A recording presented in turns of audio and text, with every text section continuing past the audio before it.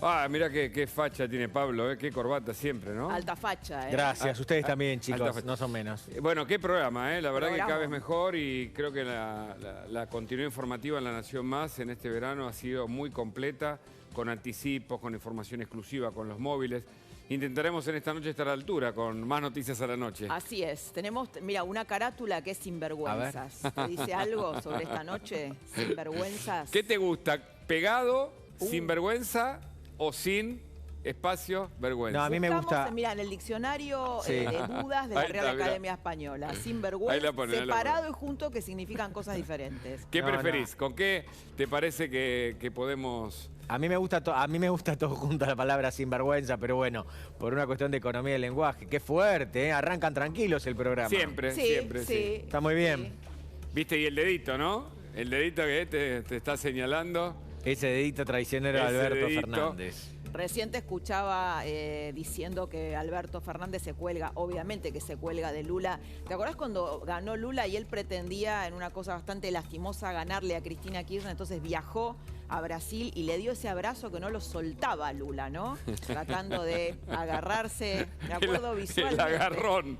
Sí, sí, Viste que el otro trataba es de... toquetón, tiene un estilo, por eso lo cargan tanto el presidente. Yo no me quiero sumar porque tenemos que cuidar las formas, pero Las formas. es que, viste, tiene la mano como larga, ¿no? ¿Viste? Hoy estaba también, te hoy pega la estaba con palmada, Evo. te agarra el cachetito, viste, Sí. capaz, ¿no? Sí, hoy estaba con Evo y con Lula mismo también, sí. Hay una cuestión, Laura, muy importante y vos lo remarcás muy bien, y es que Alberto Fernández no tiene nada para mostrar de su gestión Claro. aquí en la Argentina, entonces trata de mostrarse como una especie de canciller o algo así, porque la figura del canciller, por otra parte, está bastante diezmada en el país, ¿no? Entonces, estos espacios son los que él usa para oxigenarse un poco de una política que no le da el aire que él requiere en la Argentina. Sí, Exactamente. además es una cuestión también de imagen, ¿no? Estoy recordando la teoría de Durán Barba, que él dice que la política se hace por imágenes y el hecho de mostrarte con un triunfador como es Claro. Lula, que va por su tercera presidencia, que no tiene nada que ver la historia de Cristina Kirchner y la de Lula, pero en el relato kirchnerista ellos quieren amalgamarla. Entonces, bueno, eso... Supongo que eso en su imaginación le suma, ¿no? No, claro que sí. Esto está pasando ahora, ¿no? Esto Sí, es en el sí, Centro esto Cultural es la muestra Kirchner. fotográfica en el CCK. Evo Morales un poquito más alejado, ahí se suman, bueno, hace instantes, el abrazo entre Lula y el presidente Alberto Fernández. Agasajo al presidente Lula. Los títulos, estaba repasando algunos titulares del Mundo y hablan de un relanzamiento de la relación entre Argentina y Brasil. ¿Es cierto que la Argentina y Brasil, a nivel geopolítico del Cono Sur, son protagonistas esenciales? Sí, claro. Ahora, ¿es para tanto el relanzamiento? Generaron una expectativa que me parece no va a estar cumplida, sobre todo por el tema de la moneda de intercambio. Es como un proyecto muy verde de A lo ver, que puede pasar. a ver, te lo podría decir en estos términos. En términos políticos, sin dudas, es un relanzamiento. En términos políticos. Sí. Ahora, en términos de lo que le interesa a la gente de a pie, que es ver en qué puede mejorar su vida cotidiana, acá no hay nada. No hay nada porque a este gobierno le queda poco tiempo para entregar el mando a quien venga, a quien quiera que venga después. Eso por un lado. Y por otro lado, la realidad de Brasil es muy distinta a la realidad de Argentina. ¿Viste, Hugo, viste, Laura, lo que dijo el ministro de Economía brasileño? No, eso que quieren hacer de una moneda común, yo particularmente no estoy de acuerdo. Entonces, Bueno, la gran el ministro de noticia que instaló Economía, el eso gobierno... más tu tema, ¿no? Pero es un tipo bastante ortodoxo, bastante... Pero sí. Fernando No sé Haddad, si ortodoxo, pero bueno, no es Kicillof, ¿no? Digamos. No, bueno, es que en realidad no hay nadie en el mundo, Sí, sí. nadie con la formación y las ideas de Kicillof maneja la economía de Sí, prácticamente sí, ningún sí. país, ¿no? Sin tantos extravíos. Brasil es un país serio, creo que es la séptima economía del mundo, por ahí anda siempre peleando en los 10 puestos y tiene un banco central independiente de la política de turno, una economía que puede ir un poquito más a la derecha o a la izquierda, pero que tiene claro hacia dónde va. Una política exterior también, con algún desvarío por ahí cuando llega Lula, pero claramente no cambia tanto en la relación No, con el mira, resto. les voy a decir... Siempre fue Lula mucho más institucionalista Muy bien. que el kirchnerismo, que es un populismo más radicalizado y más autocrático, ¿no? Está Lula bien siempre eso, defendió sí. la división de poderes. Yo recuerdo, bueno... Yo tengo bastante relación con periodistas brasileños. Nunca en la época de Lula no pudieron acceder al presidente los Por ejemplo, periodistas de Brasil. por ejemplo. Eso te marca una distancia, No, total. diferencia enorme. Te ¿no? digo más, la declaración de hoy, que tal vez es la más fuerte que escuchamos de Lula, que dijo, yo espero que no vuelva a la derecha, a la Argentina. Termina la declaración y dice, al menos es lo que yo pienso, como dejando claro que es una opinión, ¿viste? Como cuidando hasta la forma. Es más, comienza la declaración diciendo que no le gusta opinar sobre lo que pasa en el resto de los países. Es No, decir, ni es qué una decir. formación, a un hombre que viene del gremialismo, es una formación, me parece, distinta a la que tenemos entre nosotros. Ni hablar, administrando la cosa pública, Lula fue muchísimo más eficiente que Cristina Kirchner. Y no estoy diciendo que todo lo que hizo Lula está bien, porque hizo muchas cosas que considero que están mal en el manejo de la economía, por ejemplo. Pero ni punto de comparación con lo que pasó acá en la Argentina. Por eso nosotros tenemos la inflación que tenemos y Brasil tiene muchísima menos inflación. Les dejo este número nada más para que entendamos por qué esto de la moneda común con Brasil está muy pero muy lejos. Las reservas que tiene, las reservas netas del Banco Central de la República Argentina son de unos 6.000 millones de dólares. Las reservas del Banco Central de Brasil superan los 300.000 millones de dólares. Impresionante. Entonces, a Me ver, se da un vaya más poquito real de el envidia, peso. te digo que me da Sí. un poquito de envidia. La diferencia entre un país y el otro. Gracias, Pablo. Gracias, Un placer. Pablo. Tenemos información urgente. Así es. Vamos.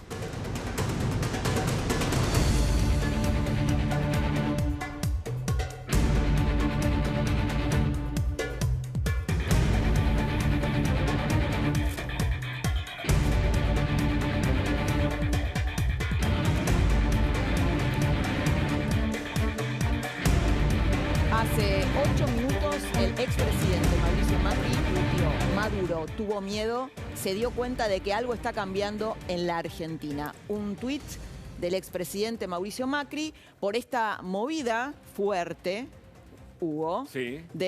en principio de Patricia Bullrich, que lo denunció ante la EA, Maduro. Ante la DEA, ella tiene muchos contactos. Como ex ministra de Seguridad, mantuvo contactos internacionales. Recordemos que la Argentina, durante mucho tiempo, yo no sé si ahora, tiene, digamos, una presidencia del Interpol, que es la Policía Internacional, que encabezó la Policía Federal Argentina, eso va rotando. Eso le permitió a ella construir lazos internacionales muy fuertes.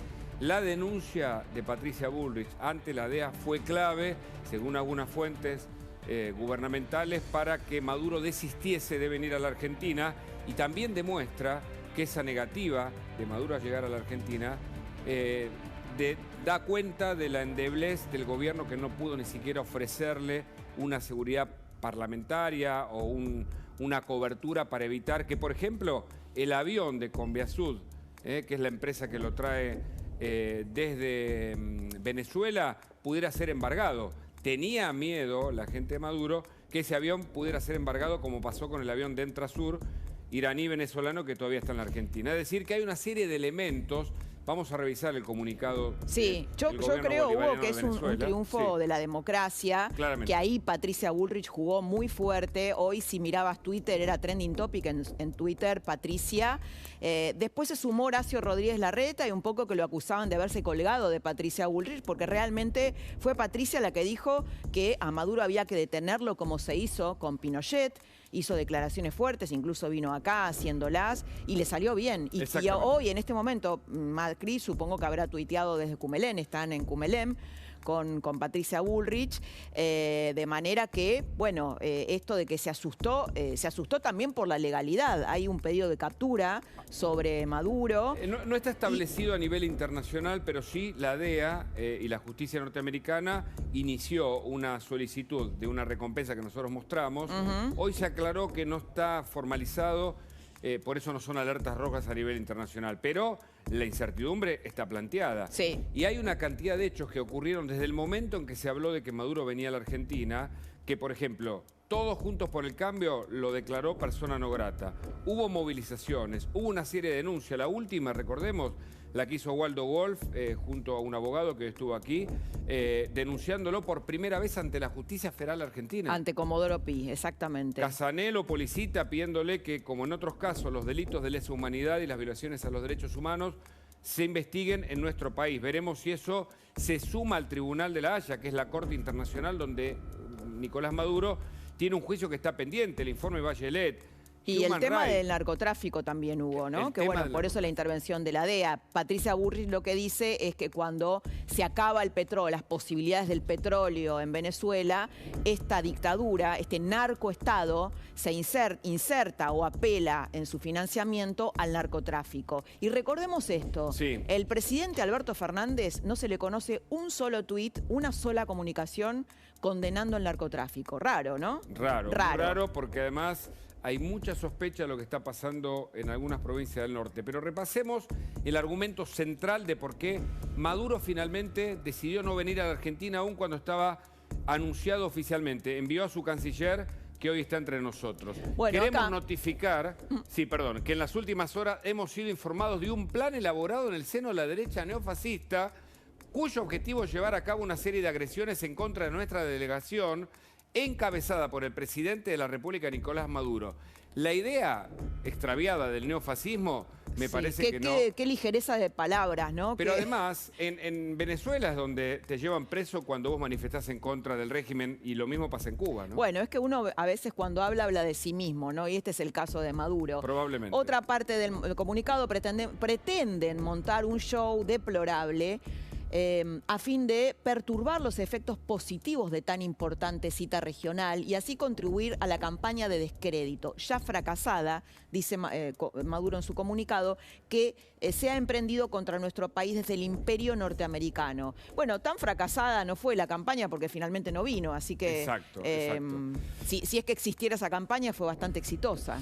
Vamos a seguir mostrando algunos elementos para contar esta crónica, finalmente, de la fallida llegada de Maduro a la Argentina. Muchos dicen que Maduro está cercado, que solo puede ir a Irán, en donde estuvo hace poco, a Nicaragua y a Cuba, y que podía venir a la Argentina, pero la Argentina finalmente resistió, y esto es una ganancia para nuestra democracia y las de la región. Pero aparecen otros documentos sobre el tema que vos citabas. Otros documentos. Hay un tuit en nuestro sinvergüenza de Patricia Bullrich que dice: ganó la democracia, frenamos al narcotraficante de Maduro. No se anda con chiquitas, Patricia. Frenamos al narcotraficante de Maduro y no vendrá a la Argentina. Celebro como miles de venezolanos que tuvieron que emigrar a nuestra patria, expulsados por el delirio socialista, evitaron la ofensa de ver al gobierno recibir con honores a este dictador. Recordamos que hay 7 millones de venezolanos exiliados que han huido de Venezuela, bueno, por el cercenamiento de las libertades, por no poder trabajar, la situación económica, bueno, y todo este delirio que es Venezuela. Y acá tenemos un dato en el que vos mismo reparaste, la idea del narcotraficante de Maduro, porque lo que hace Patricia Bullrich es tomar elementos de la propia justicia norteamericana y de la Agencia Antinarcóticos del país, de Estados Unidos, que investiga a Maduro por su relación con el cartel de los soles, por tráfico de cocaína y también en el marco del avión que vino aquí, que también estuvo en la Triple Frontera, donde se investigó la pista Hezbollah con los tripulantes que finalmente fueron liberados en la Argentina, con el terrorismo iraní. Para Estados Unidos, esa actividad del grupo de iraníes a los cuales pertenecían los 8 tripulantes son terroristas. Así que son muchos los elementos por los cuales finalmente Maduro no pudo venir a la Argentina, la desconfianza de que pudiera ser detenido. Bueno, y un tuit de Horacio Rodríguez Larreta, Hugo. Sí, dice... Se colgó Horacio Rodríguez Larreta de... Bueno, yo te de diría, ella, no quiero decir malas palabras. Para ser lo más honesto que podemos a nivel informativo, no olvidemos que Horacio Rodríguez Larreta tuvo una iniciativa importante, que fue convocar a todos los venezolanos es verdad, a una es reunión, cierto. ¿te acordás? En aquella mañana de la semana pasada, y eso también implicó una decisión por parte de un gobierno, en este caso de la Ciudad de Buenos Aires, que impactó para los de la avanzada maduristas en la Argentina, agentes de inteligencia y otros que analizaban cuál era el escenario local, vieron esto como un elemento preocupante, junto con la reunión de Hubo ayer. varias, ¿no? Esta denuncia penal que vos dijiste, bueno, esta es la foto. Bueno, esto demuestra... Estos son, claro, ahí está Waldo Wolf. Ahí está Elisa Trotagamus, ¿no? Hoy estuvo con nosotros más temprano. Esta mujer, joven mujer, luchadora por los derechos humanos de Venezuela, tiene mucho peso también en la política de Venezuela. Y me parece que esta decisión de Larreta también ayudó y colaboró, por supuesto, a que no viniese Maduro. Pero estaba el tuit de Horacio Rodríguez Larreta que hoy se expresaba de este modo. Son muchos, por supuesto, los que hablaron desde la oposición. Dice que Maduro no venga a la Argentina es una muestra de lo que podemos lograr cuando nos ponemos firmes contra los dictadores que violan la libertad, los valores democráticos y los derechos humanos en la región. Basta a los que quieren poner al país del lado incorrecto de la historia. Un Rodríguez Larreta que lo vemos cada vez más firme respecto de las decisiones que toma, en este caso muy clarito en contra de la dictadura de Maduro, que por supuesto tiene a su hermano mayor, Díaz-Canel, entre nosotros. Hay que decir que es cierto que la justicia internacional no investiga tal como se investiga a Maduro por los delitos, porque nunca se adecuó al aquel contrato de Roma, que yo no me acuerdo ahora cómo se llama exactamente. En Cuba, decís el vos. Tratado de Roma. Claro, no entra nadie a Cuba. Entonces No hay nadie. muchísimas denuncias desde los años 60, infinidad de denuncias de violaciones de derechos humanos, de un poco de una suerte de cárceles de disciplinamiento a los disidentes. Totalmente. Y bueno, y desde el momento en que entra Internet a la isla, que es en el 2018, bueno, lo que se puede filmar es la represión, es cuando, bueno, la policía entra a detener a raperos jóvenes, porque tal como pasa acá que los jóvenes también son una expresión de rebeldía, bueno, en Cuba también lo son, y bueno, hoy la tecnología es aliada de las democracias, ¿no? Entonces se puede mostrar que lo que pasa en Cuba es represión. Lo que no se puede es condenar, porque los Castro, grandes dictadores en Cuba, no lo han permitido. Bueno, y en ese sentido, para terminar la idea, creo que es el Estatuto de Roma al cual sí adhiere Venezuela, por eso está siendo juzgado por la Corte de La Haya, con un tribunal internacional, y Cuba no tiene ese mismo juzgamiento, pero no le quita, como bien explica Laura, y como bien explicó hoy el embajador Valladares aquí temprano, tuvo preso 22 años en Cuba solo por no querer poner un cartel a favor de Fidel Castro. Todos sabemos lo que pasa con Cuba, pero bueno, Díaz-Canel no apareció hoy en el homenaje a Lula en el CCK, pero está presente en la Argentina y mañana sí. Sí, tuvo una reunión con empresarios y con intelectuales. Ahí está. Y mañana va a aparecer formalmente en la CELAC. Así pero es. otro de los sinvergüenza es nuestro Pietragala, ¿no? Horacio Pietragala, que no aparece en la foto. Secretario de Derechos Humanos. ¿Qué dijo hoy? ¿Viste? Laura, que nos... Yo cuando... Mira, cuando Mi Argentina, la aplicación oficial del gobierno, cuando Telam difundió la noticia, está hablando en Ginebra, en la ONU, del lawfare argentino. ¿Es así? Sí, es así. Está usando el Consejo de Derechos Humanos de la ONU y diciendo que, primero diciendo una mentira, que a Cristina la proscriben, en realidad no la proscribe nadie, la proscribe en todo caso la realidad, porque si se presenta pierde, ¿no? Pero bueno, fue a decir que a Cristina la proscriben y que Milagro Sala está detenida arbitrariamente. Secretario de Derechos Humanos de la Argentina, de la Cámpora, hijo de desaparecidos, defensor de Jaime, de Ricardo Jaime, que es además un corrupto, un coimero confeso.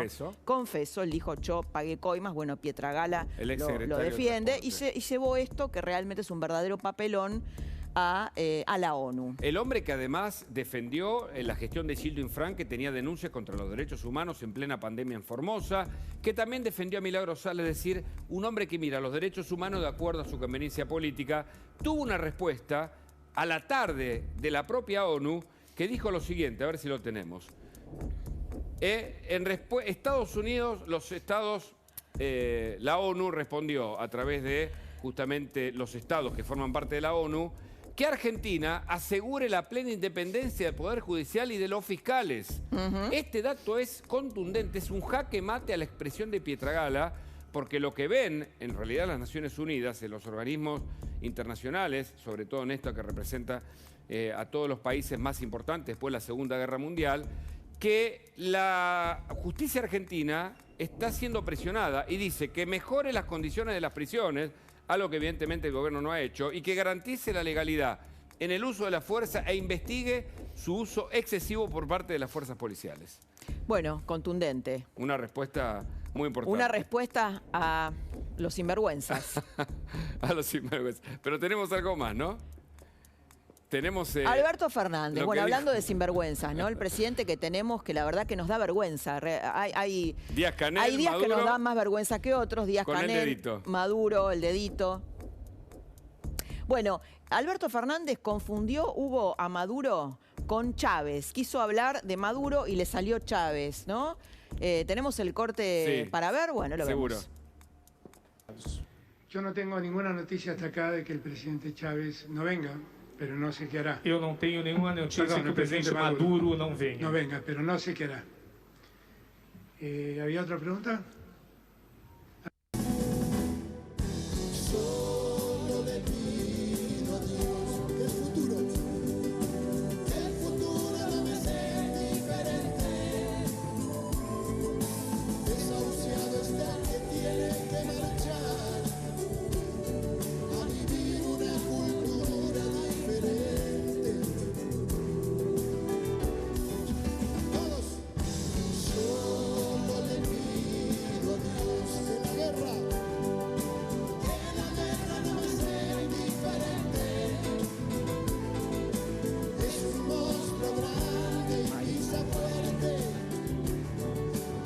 Bueno, así cerraban en el CCK el encuentro de hoy, ahí lo vemos a Lula, y finalmente cantó, después de todo lo que dijo Alberto Fernández, también cantó. ¿Cantó Alberto Fernández? No, estaba cantando ahí, Ah, sí, bueno, solo bueno. le pido a Dios la canción No, de León Gieco. Sí, yo lo veía cantando. Sí, en ese homenaje. Menos mal que no agarró la guitarra, ¿ves? Ah, bueno, tarareó, digamos. Sí, tarareó. Allí está Lula, que no tarareó, allí está Parodi, Teresa Parodi.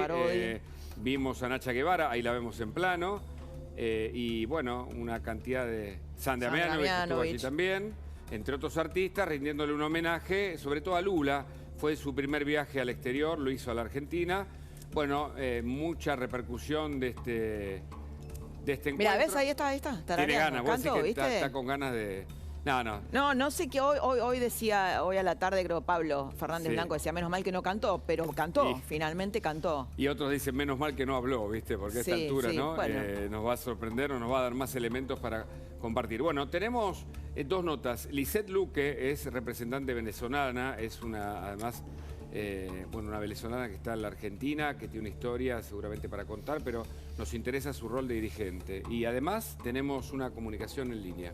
Sí, tenemos una comunicación con Mariano Causino, que fue embajador de Israel, es analista político internacional y embajador en Israel durante el gobierno de Cambiemos. Mariano, buenas noches, bienvenido. ¿Cómo están ustedes? Un gusto. Muy bien, Mariano, una primera mirada sobre lo que sucedió hoy, sobre todo sobre la cancelación del viaje de Maduro a partir de acciones de la oposición. ¿Qué significa esto para vos? Bueno, hoy es un triunfo de la democracia argentina, como ustedes estaban mencionando. Es verdaderamente un éxito muy importante de un grupo de ciudadanos argentinos y venezolanos residentes en la Argentina que han huido de la dictadura castrochavista que domina ese país hace 24 años y de la oposición argentina que ha acompañado en sus máximas figuras ese reclamo. Ustedes mencionaban las presentaciones judiciales que impulsó la presidenta del PRO, Patricia Bullrich, y otras figuras de la oposición, y verdaderamente esto es un triunfo de la libertad y de la democracia para la Argentina y para las Américas. Porque acá lo que hay que recordar y tener presente en todo momento es que en el sistema interamericano hay 3 países dominados por dictaduras, Cuba, Venezuela y Nicaragua, y que lamentablemente Bolivia está recorriendo ese camino. Ustedes saben que Bolivia tiene un gobierno que ha detenido opositores, ni más ni menos que al gobernador de Santa Cruz, que es el equivalente a, imagínense, como si en la Argentina se detuviera al jefe de gobierno de la Ciudad de Buenos Aires. Ahora, está claro. Abrimos también la conversación con Lisette aquí, que está con nosotros, porque ella está cerca de Elisa Trotagamus, que ha sido fundamental. En la crónica del rechazo a Maduro tal vez haya sido Elisa Trotagamus, que estuvo esta tarde aquí en La Nación Más, la primera que se expresó en contra, reuniendo a toda la mirada o a toda la congregación venezolana para que repudiara la posible visita de Maduro a la Argentina. Así es, Hugo, pero yo quiero empezar diciendo que la democracia es responsabilidad de todos, tanto de los actores políticos como también de la sociedad civil. Nosotros hace 4 años, yo hace 4 años que emigré, pero desde el 2017-2018 el éxodo migratorio, ustedes lo han podido ver en cada rincón de distintos países. Entonces, no podemos hacer mirada omisa de la tragedia migratoria más grande de la región. Y por supuesto, ante eso nos íbamos a alzar la voz y hacer valer nuestros derechos, de decir que no es bienvenido y que no compartimos la visión de que sea recibido un dictador que está siendo investigado por cometer crímenes de lesa humanidad.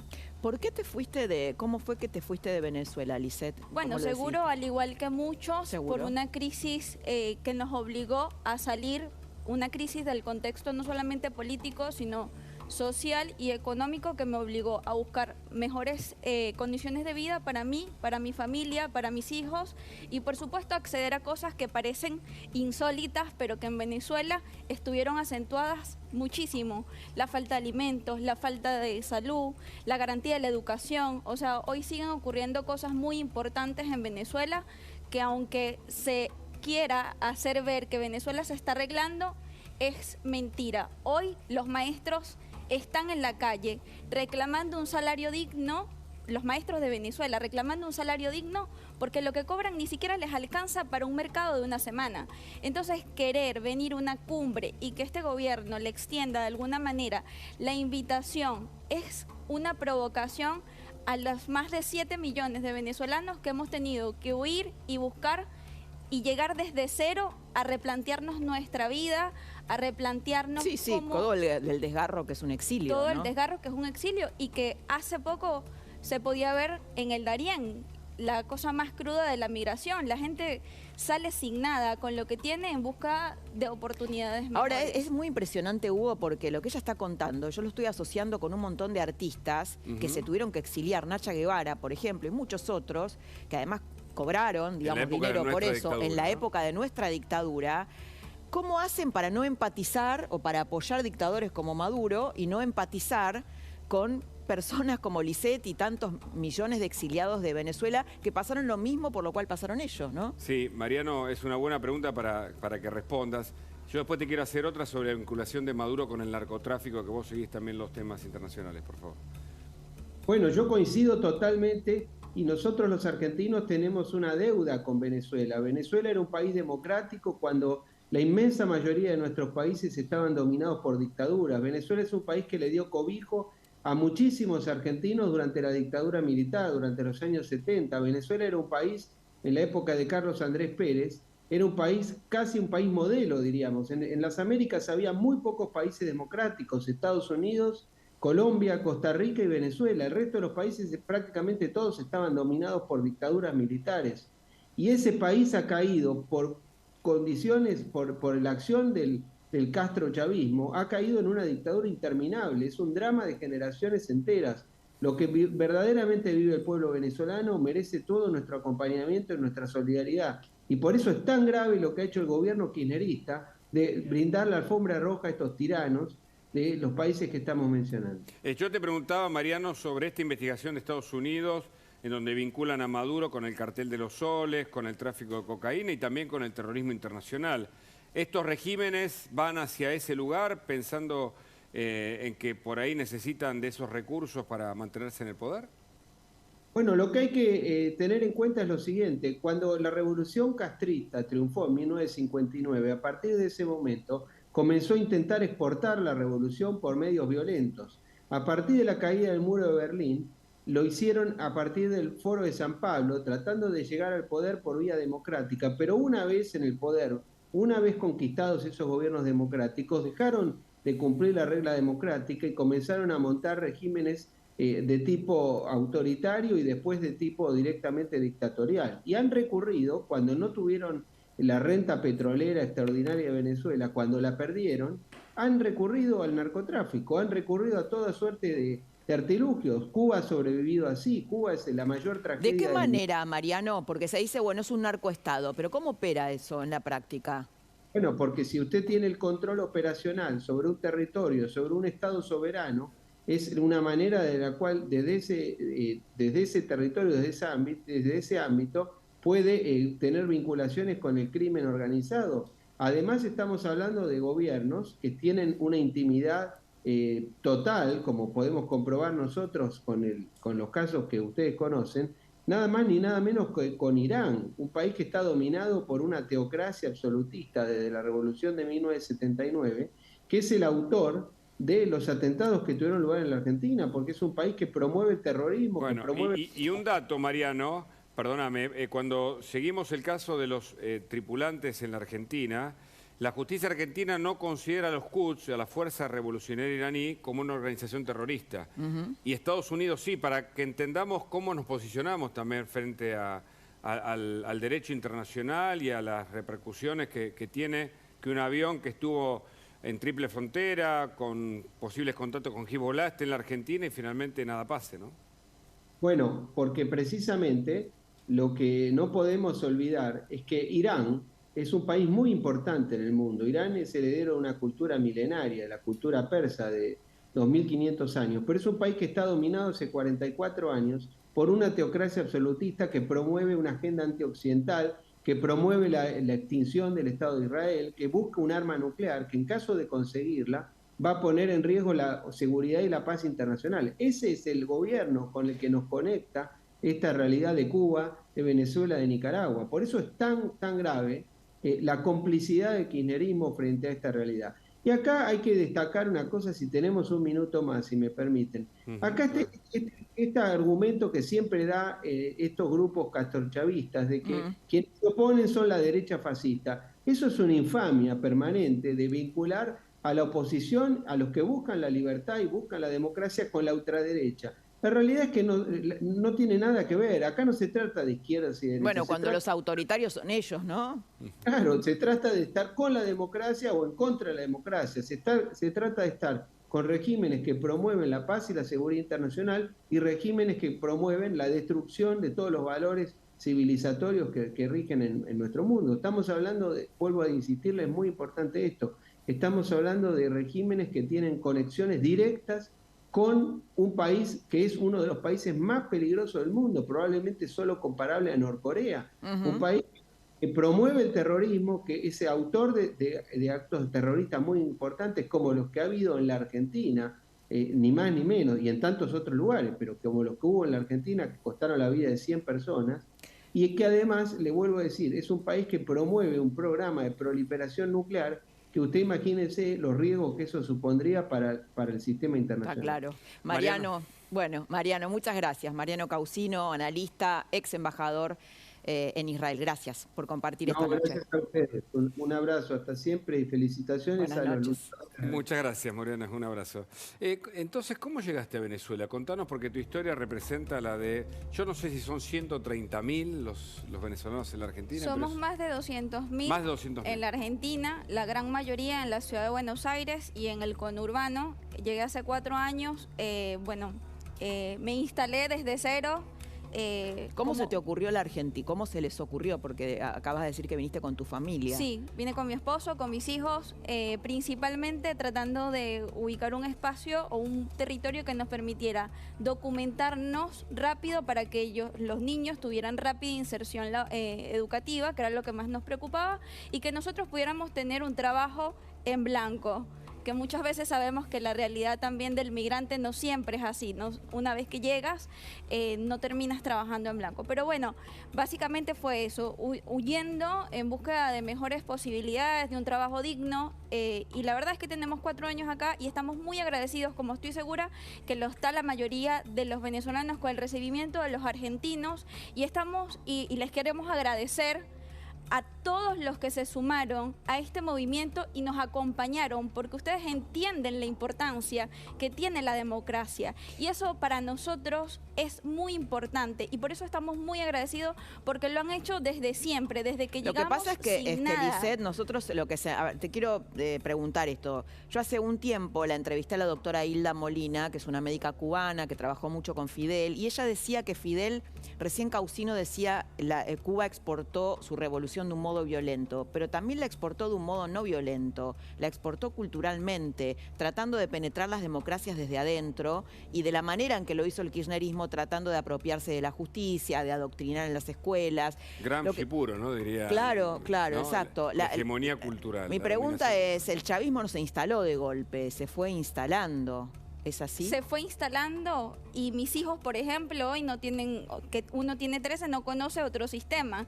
Yo tengo compañeros voluntarios de partidos que no conocen otro sistema democrático que sea otro sistema democrático. O sea, la única noción que tienen es de Maduro y del régimen madurista, chavista, porque no nos olvidemos que esto viene también de atrás. Por eso me hacía gracia que hoy el presidente confundió a Nicolás Maduro con Chávez en un momento. Un lapsus.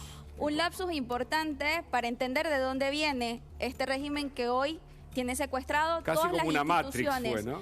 Tiene secuestrado todas las instituciones y además crea una agenda o un clima para hacer ver que hoy el país se está arreglando, cuando en realidad siguen pasando cosas. Porque si un país se estuviese arreglando todavía, no siguiera saliendo la gente. Nadie se quiere ir de su país. Y la verdad es que nosotros vemos con mucha preocupación eso, que la Argentina le haya abierto las puertas. Y nos preocupa también porque muchos argentinos, amigos que nos recibieron, hoy ven también una posible salida en Ezeiza, como nosotros en algún momento veíamos una salida en Maiquetía. ¿Y qué le decís a esos argentinos? Que luchen por la democracia y que la defiendan.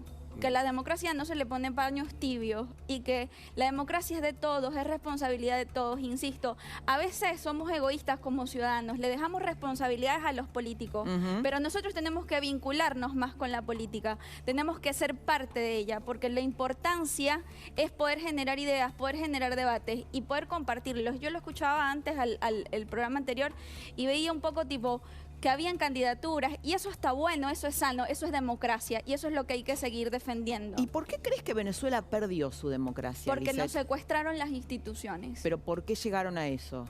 Porque esta ideología lo que quiso fue mantenerse en el poder, perpetuarse en el poder, tal como pasa en Cuba, 60 años. Es que acá también existió existe y existe todavía, digo, el periodismo todos los días. Agregar este dato porque ayer me trajo un hombre de una aplicación que sabía mucho y me contó el paso a paso de Chávez. Dijo, Chávez gana la elección y lo primero que hace es cierra el Congreso y propone una reforma constitucional para reelegir a los presidentes, cosa que no se podía, y mete a los militares en el gobierno. Hace 3 pasos que es apoyado por toda la gente porque Venezuela tampoco estaba bien hasta ese momento. ¿Me equivoco mucho? No, no te equivocas. Además, esa reelección indefinida se le dijo que no. Y él, por ley habilitante, dijo que sí. Sí. Y a partir de ahí, expropiese el ataque a los medios, a la oposición, el ataque a los medios, la persecución a los partidos políticos. Hoy van por las ONGs, que son las que se siguen ocupando ante la crisis humanitaria, que es muy importante la participación de las ONGs y el acompañamiento, porque no solamente tiene que ver con la educación política, tiene que ver también con la asistencia, el acompañamiento que se les da a personas que están necesitando alimentos, educación, salud. Entonces, para nosotros vimos deteriorar todo el sistema a partir del secuestro de las instituciones.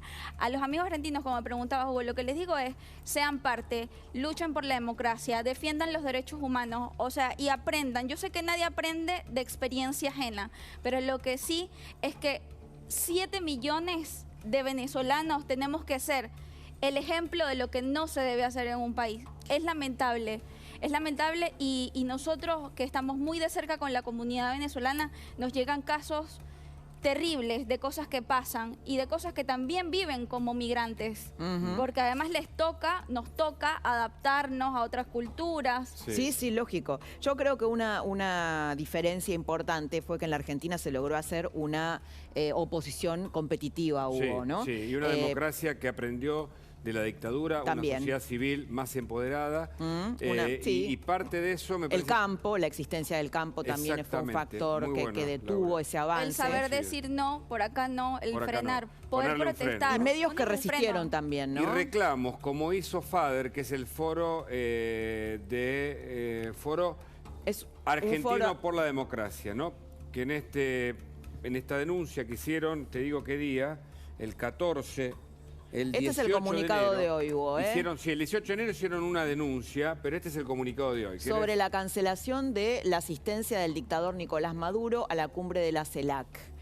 A ver si me acercás un poquito. El dictador de Venezuela, Nicolás Maduro, acaba de cancelar su visita a la Argentina con motivo de la cumbre de la CELAC, una visita que nunca debió ni siquiera estar planeada. El régimen que encabeza Maduro ha cometido y sigue cometiendo delitos de lesa humanidad o investigados por la Corte Penal Internacional. A ese criminal es a quien nuestro presidente ha invitado a la Argentina. Haber logrado que este dictador no pise suelo argentino fue obra de la presión de la comunidad venezolana y del pueblo, sigue el comunicado.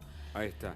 Bueno, y Sabrina Mellet, ¿no? Es una de las firmantes sí. y está en línea para que nos cuente lo que fue esa denuncia y cómo aportó esto finalmente para que Maduro desistiese de venir a la Argentina. Buenas noches, Sabrina.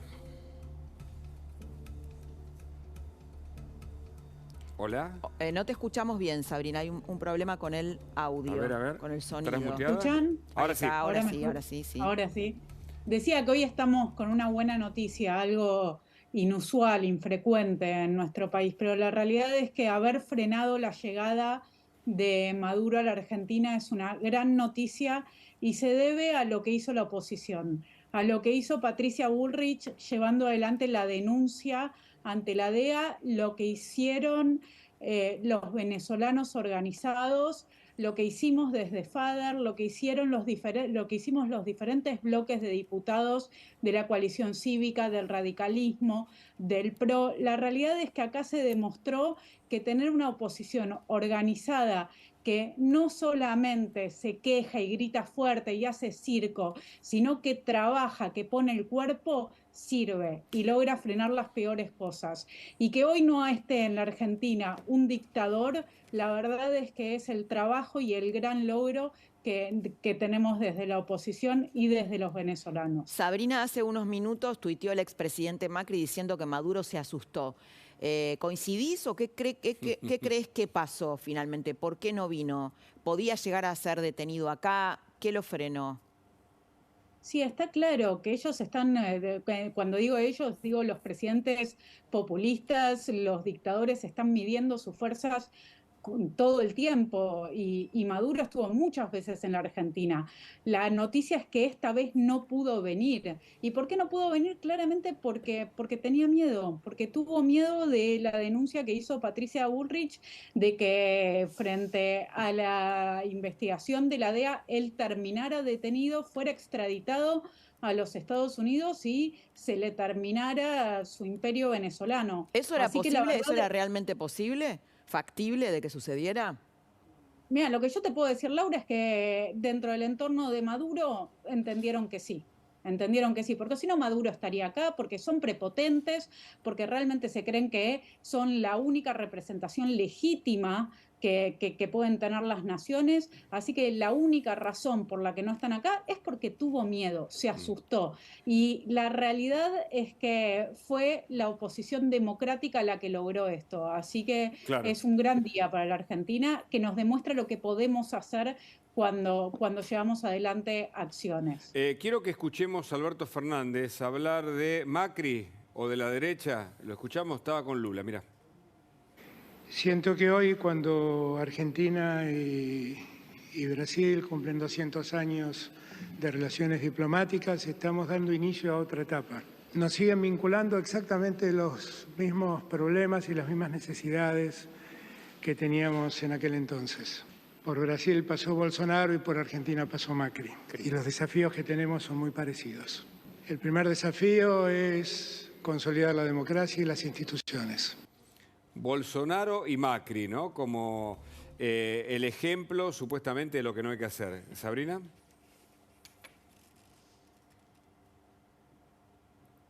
Es por empobrecer a las sociedades en las que viven, ¿no? Está claro. Es lo mismo que decía en el comunicado de Maduro cuando hablaba de un plan elaborado de la derecha, del neoliberalismo. La realidad es que el plan elaborado fue el nunca más, fue el consenso de 1983. Sí, habló de neofascismo, Sabrina.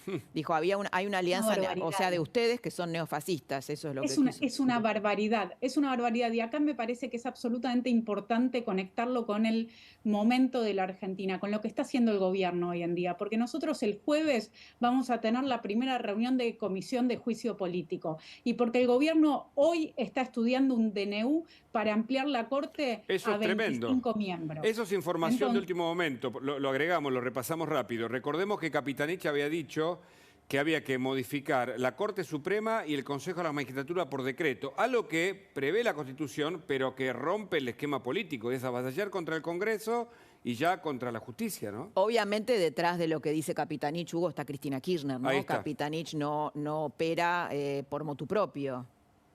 y así es como mueren las democracias desde adentro, claramente. Lo que quieren es que no haya ningún tipo de oposición, que no haya ningún tipo de libertad para nadie que piense diferente, sea el Poder Judicial, sean los diputados de la oposición, sean los periodistas. Lo que está haciendo el gobierno en este momento, y por eso su asociación con Maduro, su asociación con el chavismo, su asociación con Díaz-Canel, y acá quiero hacer un paréntesis, porque la realidad es que en la mitad de la alegría que tenemos de haber impedido que Maduro esté en el país, lo tenemos a Díaz-Canel paseando y no sufriendo ningún tipo de castigo. Y los crímenes de lesa humanidad cometidos en Cuba merecen que nosotros nos solidaricemos con todos los cubanos, aquellos que sufren adentro de la isla y también aquellos que tuvieron que exiliarse. Pero, como decía antes, no es casualidad los amigos del gobierno. Por algo los invitaron a la CELAC. Esto no es el G20. Acá no vienen todos los miembros. Acá vienen los miembros invitados por el país que organiza. Alberto Fernández decidió invitar a los dictadores, decidió ser amigo de dictadores. Por suerte pudimos impedir que viniera Ortega primero y que viniera Maduro ahora. Sabrina, vos sos una intelectual, sos, bueno, diputada ahora, estás activando en política hace un tiempo, pero venís del mundo de la academia, del mundo de la intelectualidad. Y hay muchos intelectuales muy fascinados con estos dictadores. No es solamente una cuestión del kirchnerismo. Esto resulta bastante incomprensible, sobre todo por la evidencia de las violaciones a los derechos humanos, del cercenamiento a las libertades. Las confesiones de las víctimas. Las ¿no? confesiones de las víctimas, lo que estamos escuchando recién de Lisset, que lo venimos escuchando desde hace años, y de los propios cubanos que se hacen denuncias desde los años 60 de cosas tremendas que pasan en la isla. ¿Por qué crees que intelectuales siguen apoyando esto? Yo creo que los intelectuales, los académicos realmente deberían revisar sus posiciones y hacer un balance de las cosas que están diciendo, porque los intelectuales y los académicos mayoritariamente tienen ideas de izquierda o de centroizquierda, y lo que han hecho desde hace mucho tiempo, desde la Revolución Rusa, desde la Unión Soviética, desde los gulags soviéticos, fue siempre ignorar todas las violaciones de derechos humanos que venían desde la izquierda, que venían desde el comunismo. Con Cuba pasó exactamente lo mismo. Siempre fueron ignoradas y a la vez se justificó cualquier cosa que no se podía invisibilizar. ¿Por qué? Porque el bloqueo, porque Estados Unidos, porque el imperialismo, porque la derecha, ahora porque los neofascismos, ¿no? Siempre tienen una palabra caliente para victimizarse. Entonces me parece que es muy triste el papel de los académicos, porque lo que están haciendo, al igual que los artistas que estaban en el escenario hoy cantando en frente a dictadores, es ignorar la violación de los derechos humanos que tienen los venezolanos, los cubanos y los nicaragüenses. ¿Cuántos lo hacen por interés y cuántos por convicción? Porque pienso en artistas como Joaquín Sabina, que dijo: la deriva de la izquierda latinoamericana me hizo replantearme justamente mi posición política, ¿no? Todos a los 20 hemos querido ser idealistas, revolucionarios, un mundo más justo, pero después nos dimos cuenta que nos estaban engañando. Es decir, no hace falta ser tan brillante para ver, digamos, detrás del sí, tenés que ir a esos países, ¿no? Nada más, ¿no? Visitar. Ir o escuchar a las víctimas, claro. además, ¿no? Sí. Sí, nos dimos cuenta que la izquierda perseguía, a los homosexuales, que mataba y encarcelaba a aquellos que no pensaban diferente. Ya hoy tenemos toda la evidencia, ¿no? Se puede decir. Me preguntaba el interés de los que apoyan, ¿no? Si es genuino o te parece que en realidad están, a ver, no quiero decir comprados, pero subvencionados, qué sé yo. Yo diría que lo dividiría en tres grupos. Me parece que están aquellos que ideológicamente tienen una suerte de ceguera y anteojera y no quieren ver la realidad y la niegan por más datos que tengan enfrente. Por otro lado están quienes lo hacen por un interés económico, por ser contratados. Y también me parece que hay un tercer grupo, y quiero prestarle atención a este grupo, que es quienes lo hacen para ser aceptados entre sus pares.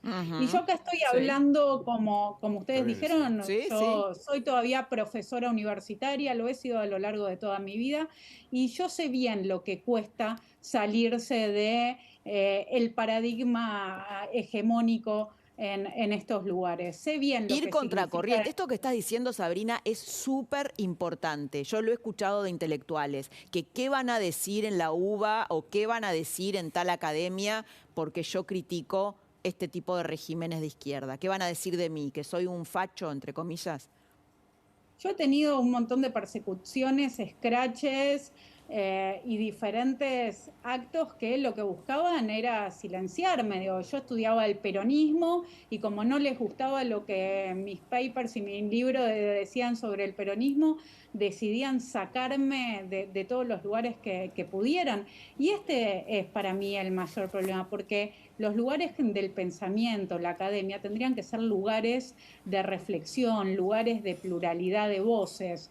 Y la realidad es que en la Argentina, y no solo en la Argentina, esto es algo que estamos viendo en el mundo, cada vez hay más autoritarismo, hay más imposibilidad de discutir ideas y uno no se puede salir de los cánones. Y perdemos todos. Pierde el mundo cuando dentro del mundo del pensamiento no hay libertad para decir lo que se piensa. Bueno, me parece súper interesante, Interesantísimo, Sabrina. como siempre. Sabrina, la próxima te esperamos aquí en el estudio. Te mandamos un abrazo. Cuando quieran. Un abrazo grande a ambos. Bueno, y... Lisette, yo le quiero hacer una pregunta a Lisette. Por favor, ¿Qué de mujer a mujer. ¿Arrugó Maduro?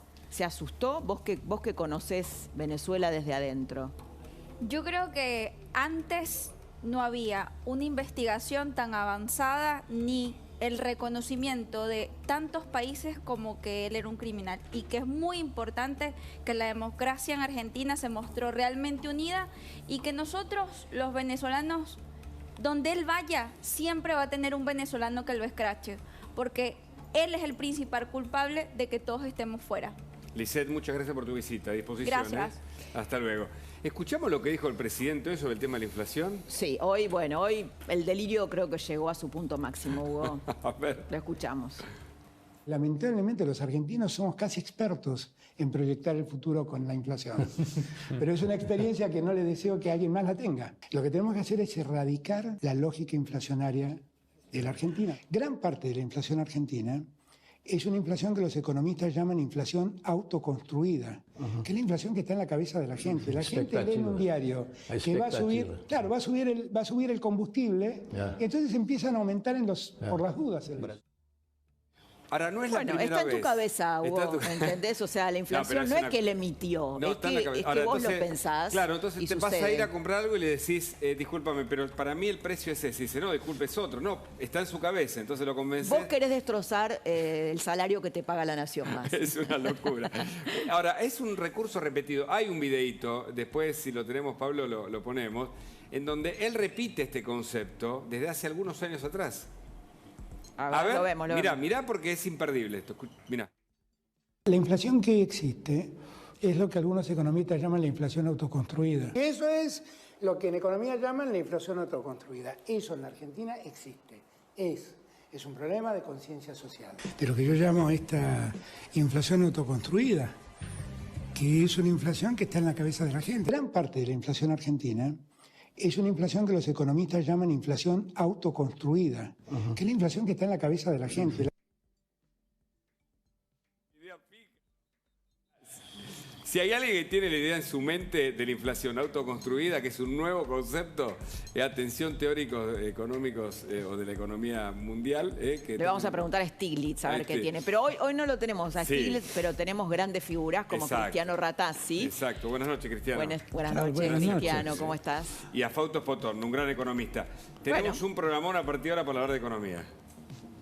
¿Es una sensación? ¿Es algo mental? Esto se lo preguntamos. Pero que nos respondan después. Tenemos un brevísimo corte. Es menos de un minuto, creo. O un minuto, dale. Y seguimos con esto.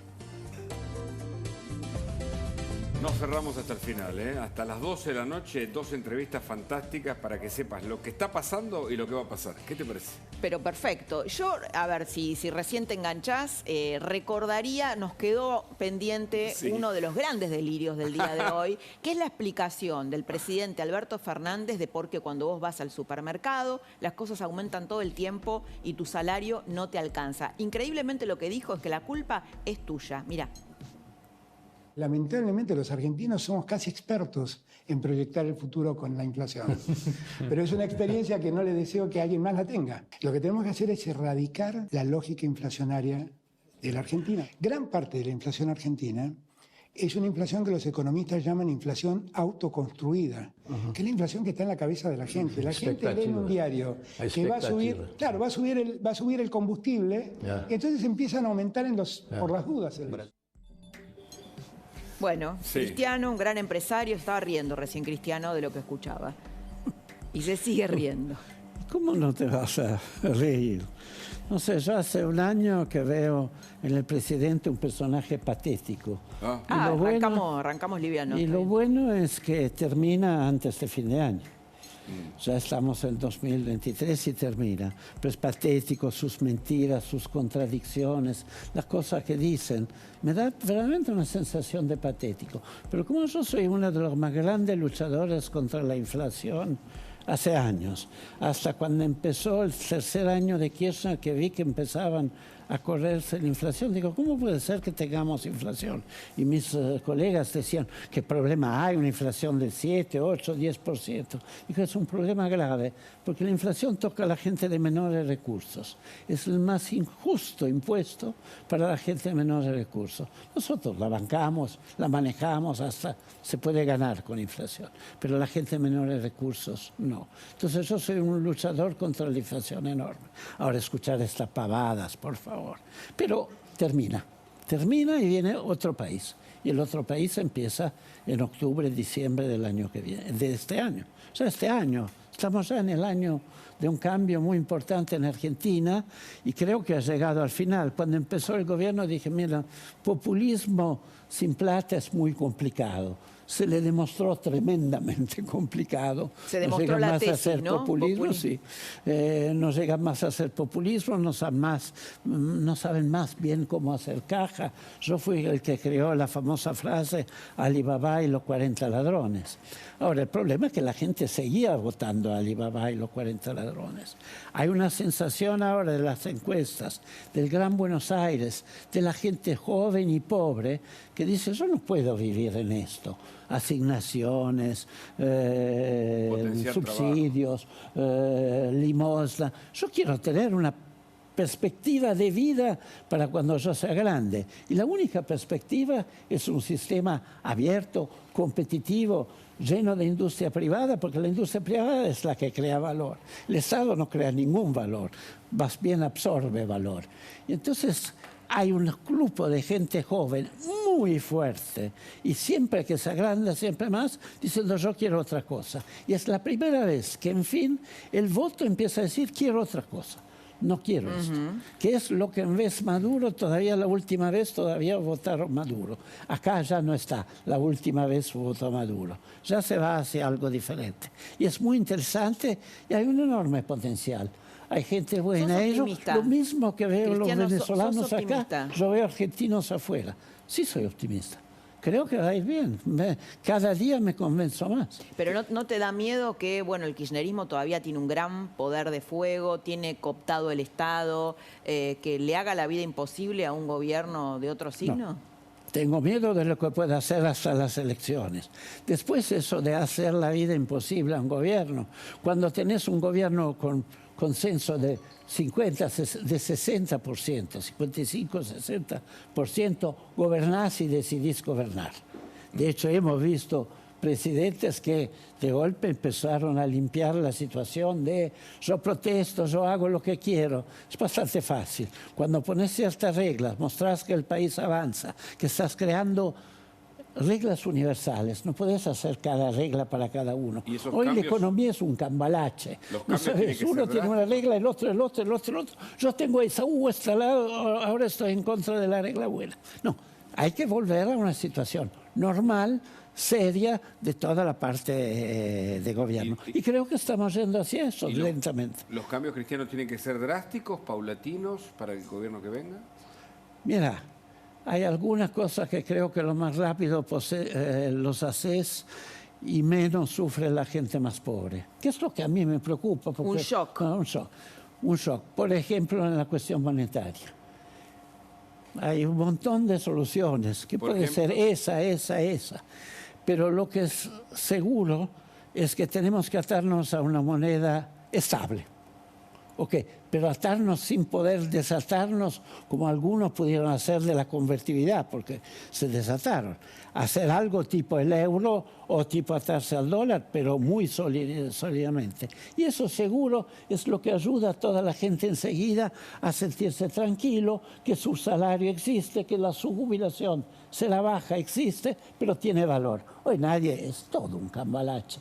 Nadie sabe cuál es su jubilación, si la va a tener, cuánto le va a dar, hoy me dan el 20% a fin de mes. No, tiene que ser una cosa esta. Eso tiene que ser. Y la segunda cuestión, el déficit fiscal hay que cortarlo muy rápidamente y muy sanamente, y eso automáticamente no te crea más todas estas presiones caóticas de la economía. Y obviamente abrir la economía, porque eso es fundamental si queremos avanzar, ser competitivos, hacer parte del mundo, que es lo que nos hace ricos, porque tenemos todo para exportar de todo, bienes industriales, bienes de todo tipo. Entonces, vale la pena exportar y no tener un sesgo anti-exportador que tenemos ahora con un dólar que lo llaman mercado único libre de cambio y que es el único que de libre de cambio no tiene nada, para algunos privilegiados. Vos ves un poco algunos privilegiados que tienen un dólar de 1,78. Los otros no tienen ese privilegiado en la importación. Fausto, una mirada sobre la explicación que da nuestro presidente sobre la inflación. No tiene sentido. A ver, los economistas no le decimos inflación autoconstruida a nada. No hay Él dice, no, porque además se apoya en fuentes académicas. No sé quién dice inflación autoconstruida. Kisilov será, no sé. No sé, no lo vi. A ver, la inflación, yo voy a explicar, hay una confusión general y es la siguiente. No es que los suba de precios generan inflación. La inflación monetaria genera suba de precios, que es diferente. Ese concepto que es clarísimo, que hay que tenerlo en claro. Porque vos, en realidad es una enfermedad del dinero, no es una enfermedad de los precios. Inflación monetaria. Emití mucho dinero y obviamente si yo tengo acá dos bienes, un vaso y un celular. Yo tengo 2 billetes, cada bien vale un billete. Si yo emito 4 billetes, ahora tengo que cambiar 2 billetes por cada producto. No hay mucha... El equivalente de los billetes tiene que estar... Cuanto más billetes hay, tiene más billetes tengo que cambiar por cada producto. Es muy sencillo el proceso inflacionario. Si vos fíjate, ¿cuánto aumentó la base monetaria desde el 2001 hasta ahora? 20.000%. ¿Cuánto fue la inflación? 20.000%. No hay...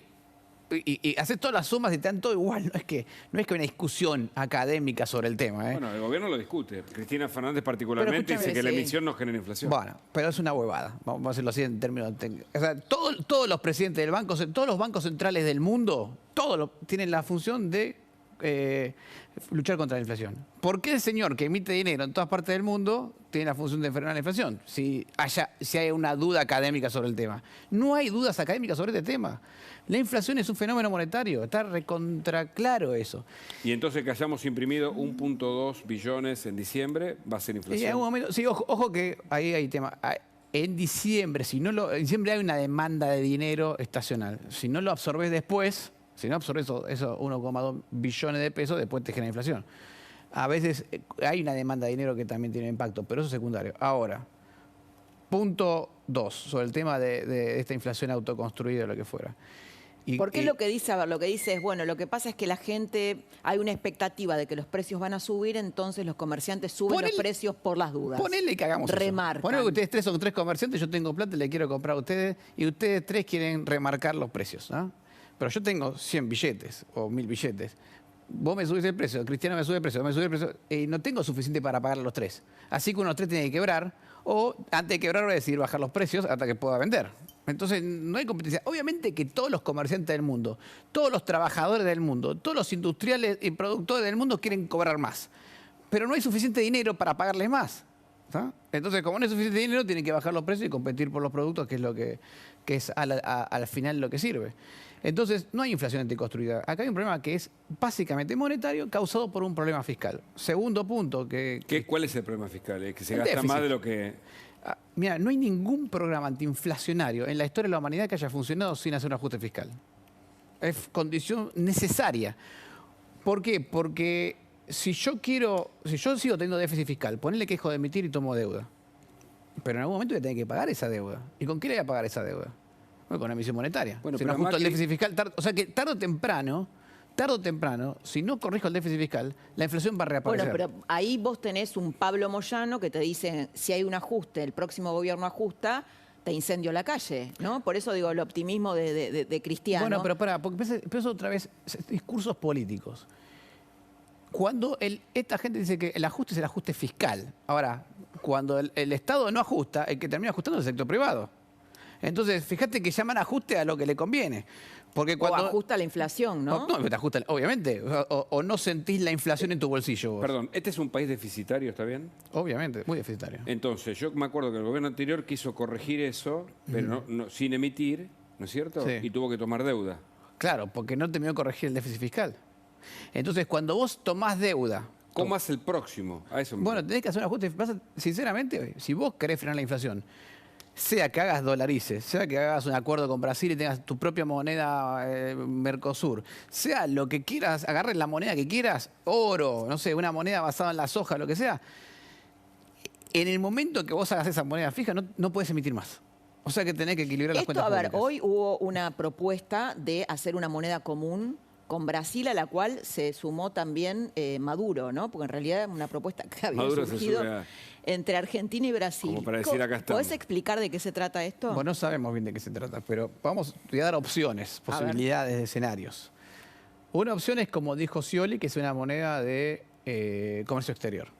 ¿Cómo funcionaría esto? Yo quiero importar... Solo para comercio Solo exterior. para comercio exterior. Que hasta ahora no funcionó. No es la primera vez que se quiso hacer en Argentina. Lo mencionó Lula en 2008. Cristiano por esa más que no funcionó. ¿Por qué no funciona? Porque, te voy a poner de esta manera. ¿Cómo es que funciona moneda común? Yo quiero importar algo de Brasil.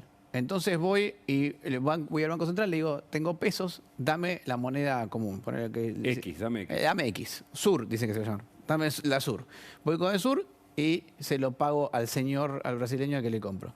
El señor brasileño que me compra agarra el Sur, se lo da al Banco Central, el Banco Central de Brasil le da reales, ¿está? Con lo cual, el Banco Central de Brasil se come un montón de sures o papelitos que el Banco Central argentino le debe. Si el déficit comercial no se cierra, en algún momento el Banco Central empieza a acumular papelitos que le debe el Banco Central argentino y le dice, pará, dame los dólares a cambio de estos papelitos. Entonces, claro, porque de hecho el por año eso pasado... fracasó. Por eso fracasa. El año pasado hubo déficit con Brasil. En la balanza. Bueno, acá puse caso, como está pasando ahora, que Argentina tiene déficit con Brasil.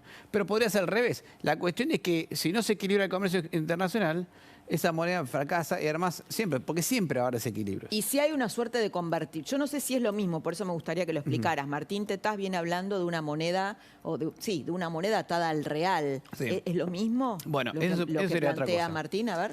Ahí sería... Bueno, eso se llama una moneda de comercio exterior que siempre tiene ese problema final porque cuando un banco central se da cuenta que otro banco central está medio flojito de papel, le dice, bueno, dame los dólares. Y ahí se cagó la moneda común. A menos que eso... En Europa lo que se hizo fue el ECU, que era una moneda así, pero fue un paso intermedio para llegar al euro. Ajá. Lo que hicieron todos los países fue empezar a tener tipos de cambio fijo contra esa moneda que cotizaba, que era una moneda que tenía una canasta de monedas internas. Ojo, en Europa no es como acá. En Europa había muchas monedas fuertes, entonces nadie quería ceder su moneda, así que se armó el ECU. Y después se pasó al euro, cuando todas fijaron su tipo de cambio. Ahora, para lograr eso, Europa hubo en Europa lo que se llama el Tratado de Maastricht, que hace que el acuerdo con el FMI sea light. Claro. O sea, lo que cada país tuvo que cerrar las cuentas públicas, no podía tener déficit fiscal, no primario, total, pero bastante chico. No podía endeudarse, no podía... Se cerraron todo, tuvieron que ir convergiendo en reformas laborales, convergiendo en reformas tributarias, convergiendo... Fue todo un proceso que duró 10 años, donde todos los países ordenaron, se También fijaron los con tipos de cambio. instituciones fuertes, ¿no? Claro, Pensando en la institucionalidad fuerte. Fausto, hoy habló Massa y dijo esto, mira, lo compartimos. Aspiramos a que el resto de los países de la región estudie junto a nosotros la idea de una moneda común, no única, común, para el funcionamiento de intercambio comercial que respete los bancos centrales de cada uno de los países, que respete las monedas de cada uno de los países. Hoy dimos un pequeño primer paso nada más. Nadie tiene por qué asustarse. Pero Maduro se subió a esto, como no viene a la Argentina, pero quiere estar presente. Escuchá, lo digo que quiere armar una Estuvo moneda presente, mira. para toda la región. Escuchá, Maduro. El presidente Lula da Silva y el presidente Alberto Fernández anunciaron que van a dar pasos para la creación de una moneda común de Sudamérica.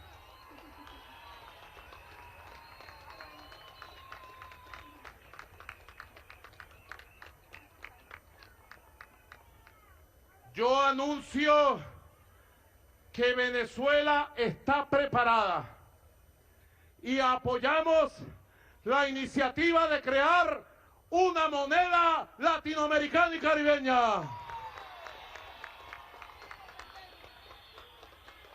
¡Independencia! El Maduro coin, Cristiano. ¿Qué piensa usted de una moneda común? A ver, primero, Spotorno lo explica mucho mejor, pero yo quiero ir a ejemplos. A ver. ¿Qué pasó con Italia con el euro? Italia vivía con inflaciones del 15%, bajaba al 12%, tasa de interés del 17-18%. Correcto. Era muy inestable. Entró en el euro con todos los condicionamientos que había. De golpe se encontró con tasa de interés del 4% y de golpe empezó a haber algo ordenado. Cuando uno puede pensar de salir del euro como nosotros salimos alegremente de la convertibilidad, hay que ver la cuestión de Grecia. Grecia, en cierto momento, iban en moto los ministros jóvenes de economía. Vamos a salir del euro y volver al dracma. Cuando empezaron a ver lo que pasaba en el país y volvían al dracma, se quedaron en el euro y 10 años atrás le va bastante bien la economía. Recibieron una ayuda, se adecuaron. Pero se adecuaron y anda bastante bien. Entonces, a priori, ¿usted está de acuerdo, Cristiano, con una moneda ¿Con el común? euro? No, con una moneda común. Pero, a ver, con una moneda fuerte. El euro es una moneda común, más una moneda fuerte. No vamos a hacer una moneda común con Venezuela. No, me refiero a la moneda común con Brasil. Con Brasil. Pero cualquier moneda fuerte, armada como que sea, moneda fuerte y que no se quiere escapar el país, no solo la política, pero también el país, es una moneda que crea credibilidad. Pero es que en Brasil no piensan en dólares, por ejemplo. Si no hay reales, no pero negocian. Fernández Enrique Cardoso hizo toda una reforma por cual el real es muy con un banco central independiente. Ahora, usted mencionó credibilidad, ¿no? Porque, digamos, la confianza es un insumo básico en la economía. Con un presidente que dice esta sarta de delirios, ¿no? La autoconstrucción de la inflación. ¿Se puede, digamos, ir a esto ahora? No, pero ahí es un cambalache. Eso estoy hablando siempre de octubre en adelante. Okay. Yo por ahora he visto solamente, desde que lo dije hace un año, solo errores continuos en todo lo que se hace. Y lo preveo hasta septiembre. La dolarización. Por eso, algunos salen ganando, ¿eh? No es que todos salen perdiendo, algunos salen ganando. Patricia Bullrich en algún momento anunció, después dijo que no era tan drástico, una idea de dolarizar, por ejemplo. A mí me gusta, pero hace parte de las alternativas. A mí me gusta. Otros te dicen que no, otros te hablan de soberanía. ¿Cómo vamos a no tener un peso argentino? A mí la verdad, lo que me gusta es que la gente pobre esté mucho mejor, tenga garantía de futuro y se sienta bien. Con este peso no va a ningún lado nadie. Con el peso así como está. Claro. Fausto. ¿Se puede dolarizar? Sí. Mira, la clave es tener una moneda. Esto lo que tenemos no es una moneda. ¿no? Casi no tiene valor. No, por eso... Si hablamos, casi. A ver... Un si 1.000 pesos valen $2 y pico. Si lo que pasa es que, mira, yo me acuerdo, bueno, salió Causino antes, me acuerdo que hice varias notas sobre cómo Israel, y estuve en Israel y entrevistando economistas, cómo Israel sale en los 80 de su hiperinflación del 600%, y uno de los economistas que estuvo en ese proceso me decía, el tema no son las cuestiones técnicas, es que la gente te crea. Es que la gente te crea. Eso es lo que también crea. Bueno, y eso Claro, pasa la moneda por tener tiene que ver institu- con eso. Tiene que ver con eso, es el reflejo Es de la un confianza. símbolo de la confianza de los dirigentes que toman decisiones serias y las cumplen, ¿no? Sí, y a futuro. Y no solo eso, sino que tienen que tener claro que no van a cambiar esas decisiones por más que cambien los dirigentes. Vos me decías, te escuchaba diciendo, bueno, ¿qué pasa cuando el presidente dice estas cosas? Una moneda sólida, cuando el presidente puede decir esas cosas y nadie lo toma en serio porque el que decide es por otro, eso, es exacto. el Banco Central. Cuando el Banco Central decide lo que decide, a ver, pongámoslo así, puede salir el presidente de Estados Unidos y decir la tontería más grande del mundo sobre la moneda, pero nadie lo va a tomar en serio porque no decide el presidente del Banco Central. Es más, le cuesta a un presidente de Estados Unidos desafiar lo que diga el Pero presidente del entonces Banco hay Central. que cambiar la carta de independencia del Banco Central. A ver, si querés que mantener el peso, eso de salida. A ver, la dolarización, ir a una moneda común con Brasil. ¿Cuál es la fuerza de esas ideas? Que la decisión monetaria no está más en el ámbito político. La política monetaria sale del aspecto político. Y en el fondo, Martín Tetaz, por ejemplo, habla de un Banco Central independiente. Lo que está diciendo es, si queremos salvar el peso, el Banco Central tiene que ser intocable para los políticos. Tiene que ser una herramienta externa al sistema político. El último presidente del Banco Central que resistió, ¿te acordás? Allí a Cristina Fernández fue, ¿no? Que ahora es parte del gobierno Sí, claro, de claro. Horacio Rodríguez Larreta. Martín Redrado. Martín Martín Redrado, Redrado. un rato resistió. Lo mismo le pasó en su momento contra que Todavía no se lo Cavallo. perdonó Cristina Kirchner a Redrado. Bueno, pero fíjate que igual al fin y al cabo el presidente del Banco Central termina saliendo. Porque no era del todo independiente. Porque el Banco Central sigue siendo un instrumento dependiente. A ver, porque en el fondo lo que vos necesitas es que el Banco Central sea tan independiente que las cuentas públicas se manejen de cómo se manejan tus cuentas en tu casa.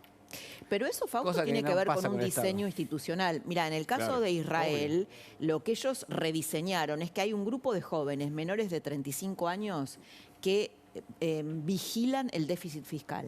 Y no son apartidarios, son profesionales que Sí. se van recambiando todo el tiempo. Y eso es más fuerte que cualquier ejecutivo e incluso que cualquier ministro de Economía. Es Mirá qué independiente bueno. de Hacienda. Claro. Exactamente. Esto que está diciendo. O sea, eso es un diseño diferente. ¿no? Cristiano. A ver, hay países que pueden ser Israel y la fuerza de Israel y la fuerza ideológica que tiene Israel de seguir y de arreglar De la una cultura, cosa así. claro. Pedirle a Italia de ser tan ordenada que por 10 A años los latinos. va arreglando. Pedir a los latinos. Yo creo, ojalá, es buenísimo si se pudiera hacer. Me parece mejor hacerlo con más fuerza y con más determinismo de cuál es la moneda que tenés, sin buscar tan... Pero Israel estaba muy cerrado, se fue abriendo, se fue organizando, se fue ordenando todo, pero era Israel. Nosotros pensamos ahora con tiempo ordenarnos todo, hacer paso a paso para llegar. Ahora, Pero lo era que bastante pero parecido Brasil- Cristiano a Brasil- nosotros en los años 80, Israel, ¿eh? no, Tenían... sí, como, pero él como dice que, inflación, claro, pero la como cultura es la distinta. cultura era diferente. Esa es la diferencia. es Ahora, la Cristiano, en los 90 se hizo una estabilidad, bueno, las privatizaciones, de un Estado que era elefantiásico, se parece al actual, pero no hubo un colchón para bancar a la gente que se la expulsó, que salió del Estado, ¿no? Ponían el parripollo, volvían, se indemnizaba. Algo ahí sí hay que hacer, pero también hay que hacerlo desde lo social, usted que habló tanto de los pobres. ¿Qué le parece? Hay miles de cosas que se puede hacer para los pobres. Primero es, entre todo, darle un trabajo verdadero. Porque esto que llaman yo creo un trabajo y lo crean del Estado, es limosna, no es trabajo. Trabajo, el valor agregado, que es lo que hace valioso el trabajo de la gente, la crean las empresas privadas. Es un Estado que la empresa privada la vapulea de arriba para abajo. Es decir, salvo los incentivar amigos. eso. Capitalismo de amigos, eso existe. Pero si no, lo vapulea totalmente. Entonces, hay que volver a que el privado es el que crea trabajo. Y privados listos a crear trabajo en Argentina, hay millones. ¿En serio? Sí, muchísimos. Muchísimos. ¿Pero con estas leyes laborales? No, pero hay que cambiarse esta cosa. Tiene que poder funcionar. En esta situación no hay mucha gente que quiere invertir en Argentina, ni argentinos ni extranjeros. Pero por eso yo antes le pregunto...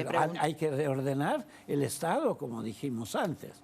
La Pero primera ¿cómo se cosa, hace con, acordémonos de Drón y la Cristiano? ley de reforma del Estado. Ah, sí, Era sí. una ley formidable, en el cual estaba todo. Obvio que hay que hacer orden. No es que podemos seguir haciendo cualquier cosa, un cambalache, todos parados en la 9 de julio, parando los metrobús y todo, sentados ahí. ¿Qué aportan a la riqueza del país futuro? Pero, Cristiano, hay una diferencia con lo que usted dice, lo de Drom y la reforma del Estado, que Menem era peronista y que los gremios lo apoyaron, inicialmente lo apoyaron. Y si viene un gobierno no peronista, digo, Pablo Moyano ya está diciendo que, pero si lo hacen ahora, ¿no? Que salen a la calle, que incendian el país. A mí esa historia me divierte bastante, porque si antes se hablaba de Patricia. Patricia fue montonera y fue peronista. Patricia Bullrich. Sí, Patricia Bullrich, por ejemplo. Y después hay alguna tendencia nueva. La tendencia de los libertarios que tenían 2-3% de votos y ahora están en 20-25% de votos. Hay un cambio en la actitud del país. Y cuando el país cambia, y los votos lo da alguien que cambia, porque hay dos actividades cuando sos político. Uno es ganar votos, y es una especialidad. Pero hay gente que no gana las elecciones, pero que administra muy bien, pero no lo administra porque no gana las elecciones. Otros saben ganar las elecciones y administran mal. Lo que tenemos que llegar a tener la congregación de alguien que gane la elección y que además sabe administrar y administra bien el país. Y eso no es fácil, pero hoy estamos en las condiciones ideales para que vayamos hacia eso. A mí me quedó el tema de que hay un montón que quieren invertir en la Argentina, porque muchos dicen que uno de los problemas que Macri confesó fue que faltaban que llegaran las inversiones. Para eso hay que cambiar las reglas del juego, pero hay gente dispuesta a invertir aquí. Sí, a ver, déjame una cosa que dice Cristiano. Yo conozco muchísimos. Que Cristiano tiene razón. La potencialidad argentina, pero así nomás mirando, es enorme. En litio, energía, petróleo, gas, Vaca Muerta, enfrente de Mar del Plata, enfrente de Mar del Plata, no, lejos, porque está como la distancia entre Mar del Plata y los yacimientos en el mar son lo mismo que acá el Rosario, más o menos. Pero potencialmente hay un montón de cosas para hacer. Hay una cosa que es importante. Hay obviedades que hay que hacer. Obviedades que hay que hacer. Que no es que podamos pasar al salto, al crecimiento, a la creación de empleo sin hacerlas, que es ordenar el tema monetario, implica ordenar el Banco Central, ordenar el tema fiscal, y ir a cero déficit. Lamentablemente Argentina no puede, no cero déficit primario, superávit primario y cero déficit total. Esto, mira, durante toda la convertibilidad nunca hubo déficit primario. Y nosotros estamos hablando de 1 o 2 de déficit primario como si fuera normal. Es un montón de déficit que tiene Argentina. Por eso tenemos 100% de inflación. Entonces, hay que ordenar las cuentas públicas, hay que... esto es básico, para empezar a hablar. Y ordenar el Banco Central.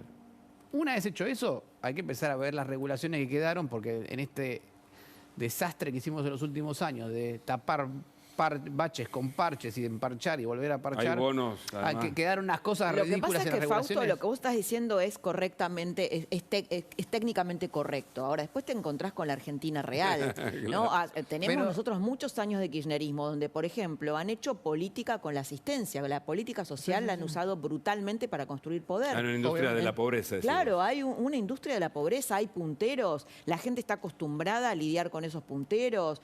Va a haber mucha resistencia para eso. A ver, o sea, no es sencillo. Tenemos dos caminos. De hecho, Cambiemos no lo pudo hacer. Nadie dijo que no fuera sencillo. Lo que sí hay un cambio cultural que hay que hacer. Sí. No es sencillo, está claro que no es sencillo, pero no hay otra opción. Claro. No hay otra opción. Bueno, dicen que Massa Pero esto es muy importante. Sí. Tenemos que tener claro que es para ese lado. Porque esa gente que tiene programas sociales, pero más a veces entiendo por qué la gente vive planes sociales.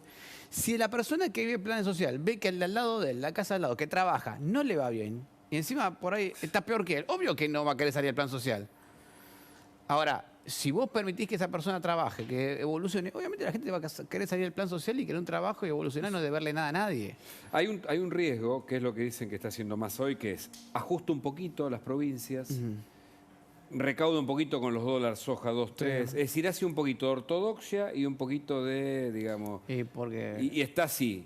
No hay riesgo de que el que venga siga con ese... Espero, a ver, yo entiendo por qué Massa lo hace. Massa tiene que tener pilares ortodoxos. Llega al puerto. Tiene que llegar a puerto. Y la verdad es que no tiene por así, tiene restricciones políticas bastante claras y grandes como para decir, bueno, lo mejor que puede hacer es llegar hasta ahí y dejarlo lo mejor que pueda. Ahora, el próximo no puede hacer eso. El próximo tiene que ir a resolverlo. claramente los problemas, ordenar las cuentas públicas, eso es administrativo, es ordenar las cuentas. ¿En qué puedo gastar, en qué no puedo gastar? Chao. Y es como hacemos todos en nuestras casas cuando nos va un poco peor. Ordenar el Banco Central, porque el Banco Central no puede ser. Hoy el déficit fiscal del Banco Central, perdón, cuasi fiscal. Los economistas llamamos déficit cuasi fiscal al déficit del Banco Central. Pero, a ver, ¿qué pasa con toda la gente que trabaja en el Estado? Va a ser el doble este año que el déficit fiscal. Sí. Va a ser el doble. O sea, este año va a ser más un problema el déficit del Banco Central que el déficit del Estado Nacional. Entonces, tenés que ordenar el Banco Central tanto como tenés que ordenar el Banco Central, al Estado. Tenés que facilitar la creación de puestos de trabajo, porque obviamente tenés que ordenar las cuentas públicas y eso puede costar algo en términos laborales, pero tenés que crear la posibilidad de que la gente consiga trabajo fácilmente. Ahora, si vos le haces al empresario imposible contratar a una persona o lo amenazás con 1000 juicios, bueno, entonces... Tenés que cambiar leyes laborales. Tenés que cambiar leyes laborales, tenés que, por lo menos para los nuevos puestos de trabajo, no es necesario sacarle a los que ya tienen trabajo, cambiar las reglas a los que ya tienen trabajo con esta regla. Por lo menos para los nuevos puestos de trabajo creo que hay posibilidades. Obviamente tiene que ordenar cuentas públicas. Un punto adicional. Bueno, pero a ver, por ejemplo, suponete gana alguien de la oposición, se reúne con los Moyano, estructura mafiosa, no queremos cambiar las leyes. Bueno, está, digamos, sonando en el aire esto de hacer una consulta vinculante, que es muy interesante de la oposición, ¿no? Que la gente decida. Hay una idea hay varios caminos, pero no te puede gobernar. Si vos querés ser gobierno, no puedes dejar que te gobierne. Cristiano, sí, vamos compartiendo. Eso es muy claro. El día que uno tenga el poder en la mano y justamente el Estado tiene que ejercer el poder, y son lógicos y sanos los que van a tener ese poder en mano, esas cosas se arreglan. Hablas con Moyano, hablas con otro sindicalista, hablas con cosas y se arregla. ¿A usted le pasó Habrá un momento tener que... difícil, pero tuvo un momento difícil. Reagan con los controladores aéreos que le pararon el país un mes, y al final la ganó él. Thatcher con todos los famosos trabajadores del carbón y del acero y ganó y bueno, y desde que ganó se empezó a funcionar de vuelta el país. Va a haber un cierto momento en el cual... Va a haber confrontación. Va a haber alguna confrontación. ¿En su experiencia? Pero ¿y por qué no lo pudo hacer Macri entonces, cuando fue presidente? Algunas cosas hizo, algunas no. Claro. Por ejemplo, las autopistas se liberaron. ¿Se acuerdan? Al principio todas las autopistas bloqueadas. Después de 6 meses las autopistas empezaron a circular tranquilas. Bueno, pero pusieron la low cost. Me gusta el optimismo de Cristiano. No, pusieron la low cost y hubo que venir para atrás viró las aerolíneas, etc. Bueno, pero oíme, pero la low cost era una buena idea para el país y para la gente pobre. Hay mucha gente que nunca hubiese volado en su vida y volaron porque había el low cost y se movían porque había la low cost. Esas van a volver. ¿Usted vivió alguna experiencia conflictiva que tuvo que sentarse a resolver con gente difícil? No. En la empresa, no. La empresa es una cosa muy estable, muy conocida, ¿sabes? Pero tuvimos problemas antes de reducción de personal y... ¿Y si lo convocaron de un gobierno a sugerir o a adherir con ideas, con sugerencias, ya que usted tiene vasta experiencia? Pero no hay ninguna duda que colaboro, basta que sean la idea de los países hacia un país liberal y abierto. No colaboraría nunca con los K, pero colaboraría con muchos otros que me están proponiendo un país más abierto y más...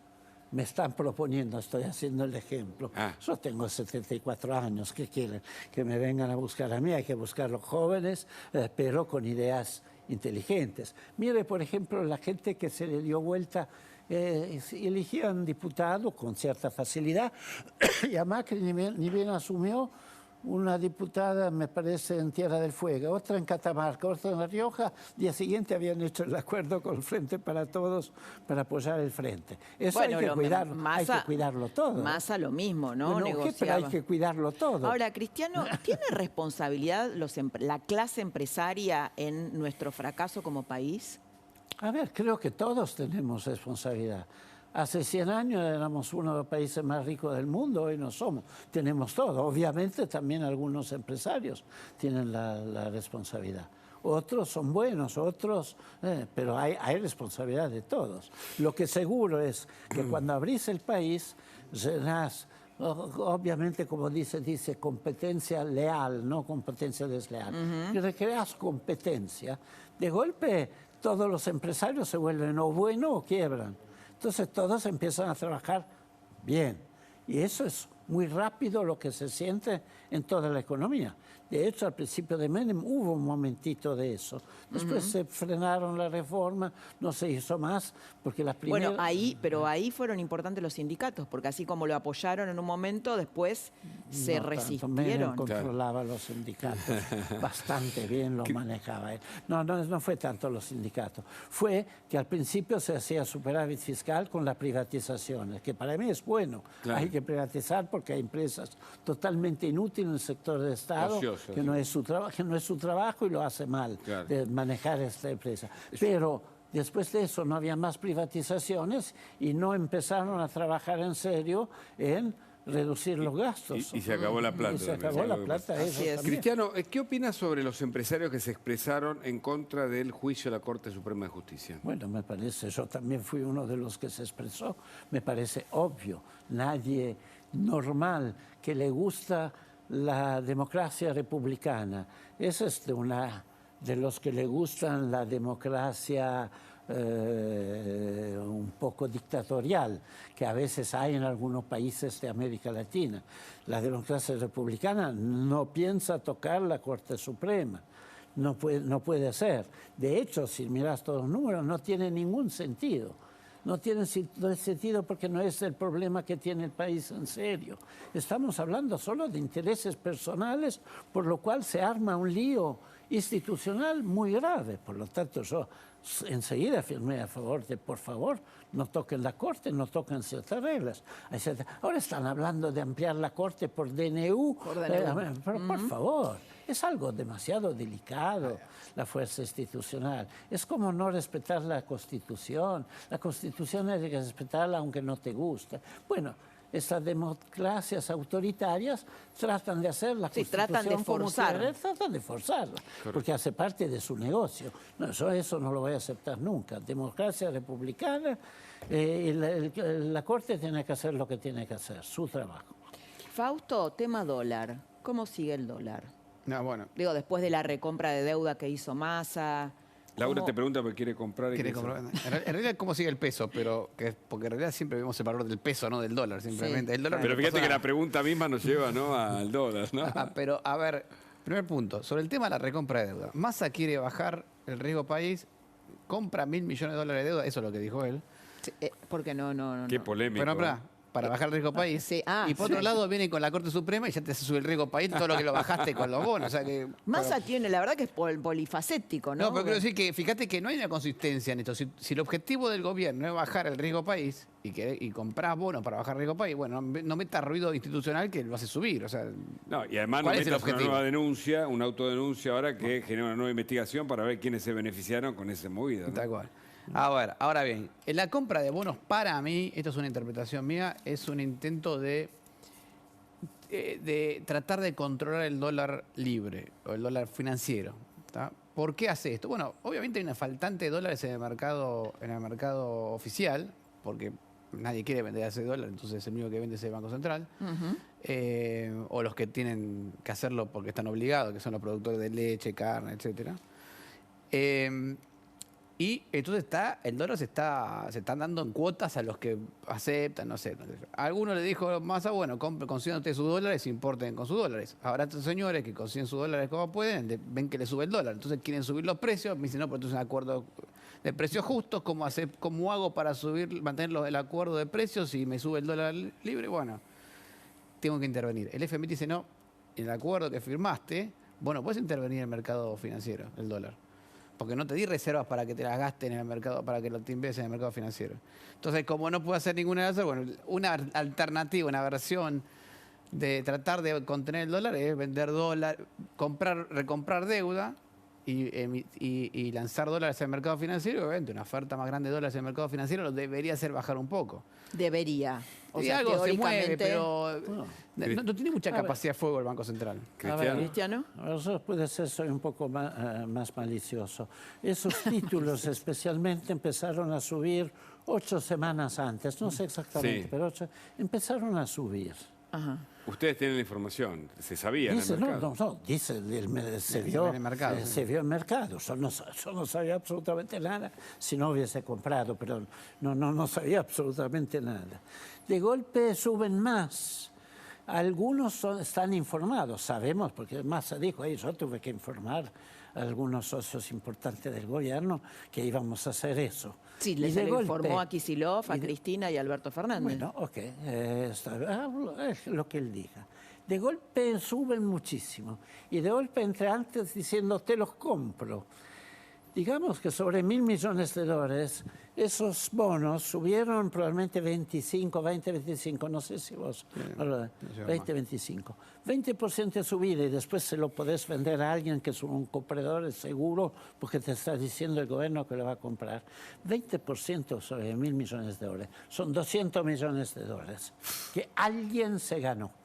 Pues el mercado que entendió que justo se iba a usar. Hay sospecha con la nuestra. Con la nuestra, ¿no? porque es plata. A ver si estoy entendiendo. ¿Puede ser que Massa haya beneficiado o gente del gobierno? Ay, qué mal pensada que estás, Laura, qué mal pensada. Quiero decir que alguien empezó a entender que esos bonos eran justo lo que podían servir y que alguien podía usar.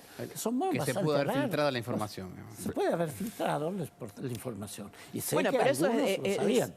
Es digamos, no sé el si tema fácil, es, pero esto lo va a investigar la Comisión de Valores, la justicia también, pero es muy difícil de probar. Totalmente imposible. ¿No? Cristiano. Entonces, finalmente, el pingo de negocio se hizo, ¿no? Si lo hicieron bien, no lo probás. Es que a veces hacen cambalaches también en su... O sea que en la pobreza, en la inflación en crecimiento, en la indigencia, con todo lo que está pasando, hay quienes piensan hacer negocios. Bueno, pero si se han hecho negocios con las vacunas, Hugo, en plena pandemia y con la vida de la gente...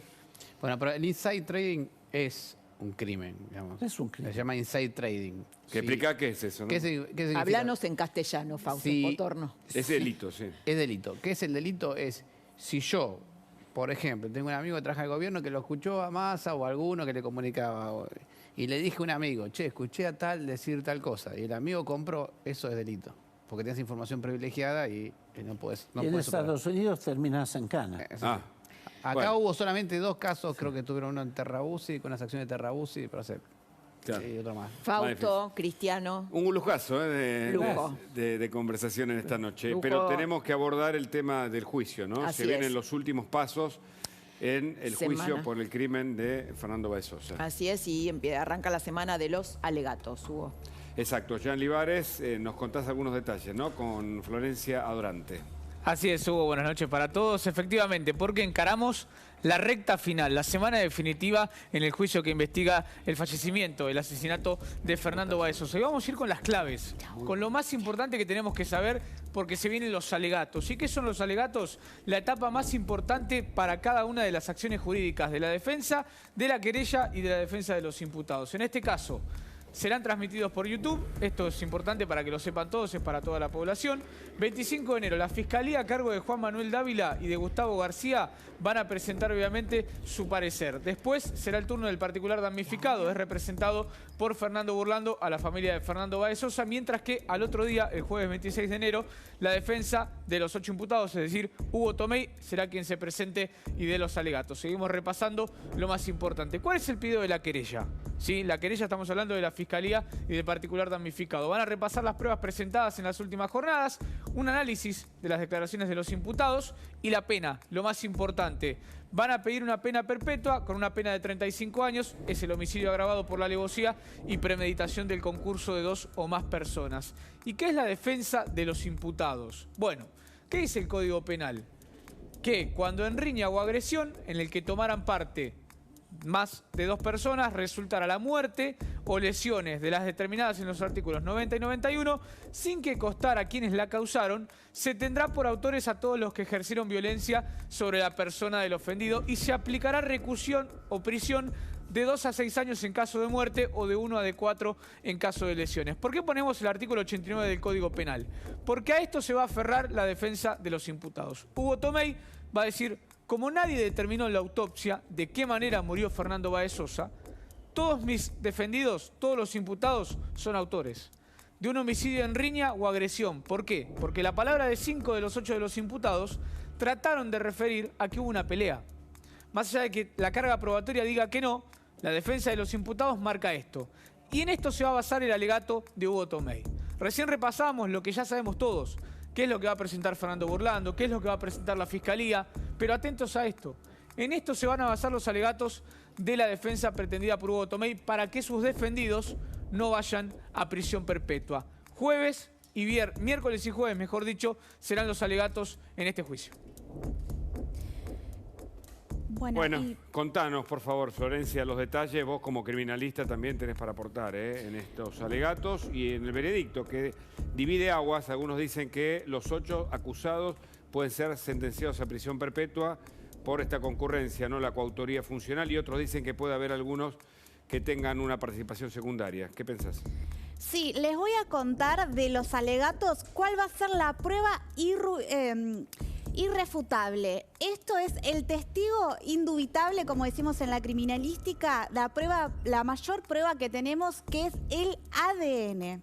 ¿Sí? Es algo que tiene una eficacia superior al 99,999% para poder dar una identidad. ¿Y qué es lo que sucedió? Se encontraron en las prendas de los imputados 30 manchas de sustancia pardo rojiza. Lo que le decimos cuando encontramos un líquido rojo en criminalística y todavía no sabemos si es sangre. Bueno, estaban en 2 zapatillas de Máximo Thompson, una camisa floreada blanca que pertenecía a Matías Benicelli, también en su zapatilla de sus jeans, y en el jeans de Ciro Pertossi. Por ahora, los más implicados en esta causa. También en el pantalón de gabardina de Luciano Pertossi. ¿Qué eran estos? Manchas de sangre con una identidad superior al 99,999%. Diferente es la situación de Blas Sinali, que él se encontró lo que llamamos ADN de toque. Yo en cada superficie, a cada persona que toco, queda mi ADN de toque, que es la descamación de la piel, básicamente. Entonces, estos rastros se encontraron bajo la uña de Fernando. Había 2 perfiles genéticos, uno le pertenecía al propio Fernando y otro a Blas Sinali, y a partir de ahí fue que empezó a complicarse más la situación de Blas Sinali, que no lo veían en ninguno de los videos, ni tampoco los testigos lo indicaban atacando, pero sí apareció esta muestra de ADN de toque que va a ser fundamental para determinar la responsabilidad de Sinali. Muchas gracias. Excelente, impecable, Florencia. Ambos. Tenemos una nota muy importante y es urgente. Tenemos una información urgente.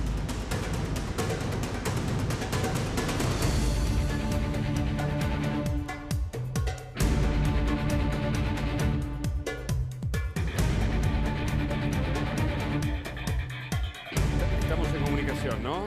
Estamos en comunicación con una protagonista central del día de hoy, que es Patricia Bullrich, que es quien presentó una denuncia en la DEA y de algún modo frenó la visita de Nicolás Maduro a la Argentina, y la tenemos en línea. Patricia Bullrich, ¿cómo estás? Hola, buenas noches, Bienvenida, Patricia. buenas noches. ¿En dónde estás? Si se puede saber. Estoy acá en la casa de Mauricio Macri y Juliana, acá en Cumelén, con Guillermo, mi marido, y la verdad que estamos realmente conmovidos y orgullosos por haber logrado, junto a los venezolanos, a muchísimos integrantes de la democracia argentina, demócratas, amantes de la libertad, haber logrado frenar la venida de Maduro a la Argentina mediante una cantidad de recursos, acciones, pactos, denuncias y sobre todo la denuncia final que hicimos frente a la DEA, que involucraba directamente a Maduro como jefe de un cartel de narcotráfico con una recompensa de $15 millones, que fue el punto que lo hizo frenar su viaje a la Argentina. Así que creo que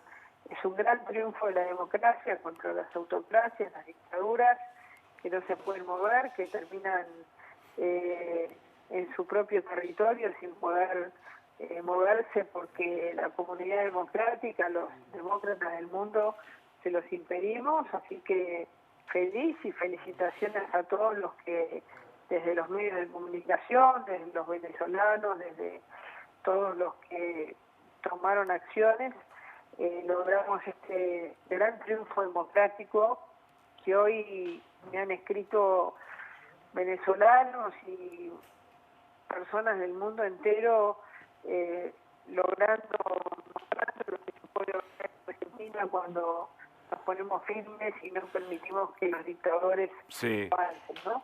Patricia, vos hablaste con la DEA para hacer esta denuncia, porque muchos dicen que te valiste de tus propios recursos como ex ministra de Seguridad, tus contactos internacionales, a propósito de algo que aparentemente fue lo que impidió que Maduro venga. Sí. Yo, en primer lugar, hice una denuncia por los canales formales, mandé un mail al cartel de los soles, una página especial abierta por el Departamento de Justicia de los Estados Unidos para hacer denuncias sobre el paradero de Maduro, y luego hablamos con integrantes responsables de la DEA que hemos conocido y que hicieron que esa denuncia, que la mandamos el domingo, un día antes, porque teníamos miedo que no llegase a tiempo, pudiesen mover y poner en alarma todos los mecanismos existentes, porque Argentina tiene un convenio penal con Estados Unidos que hace que si hay personas con captura tanto en Estados Unidos o en Argentina que se detectan, ambos países deben de reaccionar y detener a las personas que tienen pedido de captura en Estados Unidos o en Argentina. Así que movimos todos los miembros de la DEA que conocíamos y en la embajada también en Argentina, y bueno, creemos que eso fue determinante en la decisión de Maduro de no venir. Patricia, bueno, te interrumpo un muy, segundito. Muy orgullosos. Sí, de claro, Maduro, ¿no? obviamente, me imagino que sí. Mauricio Macri hizo un tuit hace un par de horas, nosotros arrancamos con ese tuit diciendo que Maduro no vino, ahí lo estamos viendo, Maduro tuvo miedo, se dio cuenta de que algo está cambiando en la Argentina. Este tuit lo charlaron juntos, que están juntos, y efectivamente es así. ¿Vos crees que se asustó y que realmente podía ser detenido, como vos anticipaste, como en el caso de Pinochet, vos pusiste ese ejemplo? ¿Podía ser efectivamente eso así? Bueno, estuvimos charlando del tema, pero no específicamente de las palabras del tuit.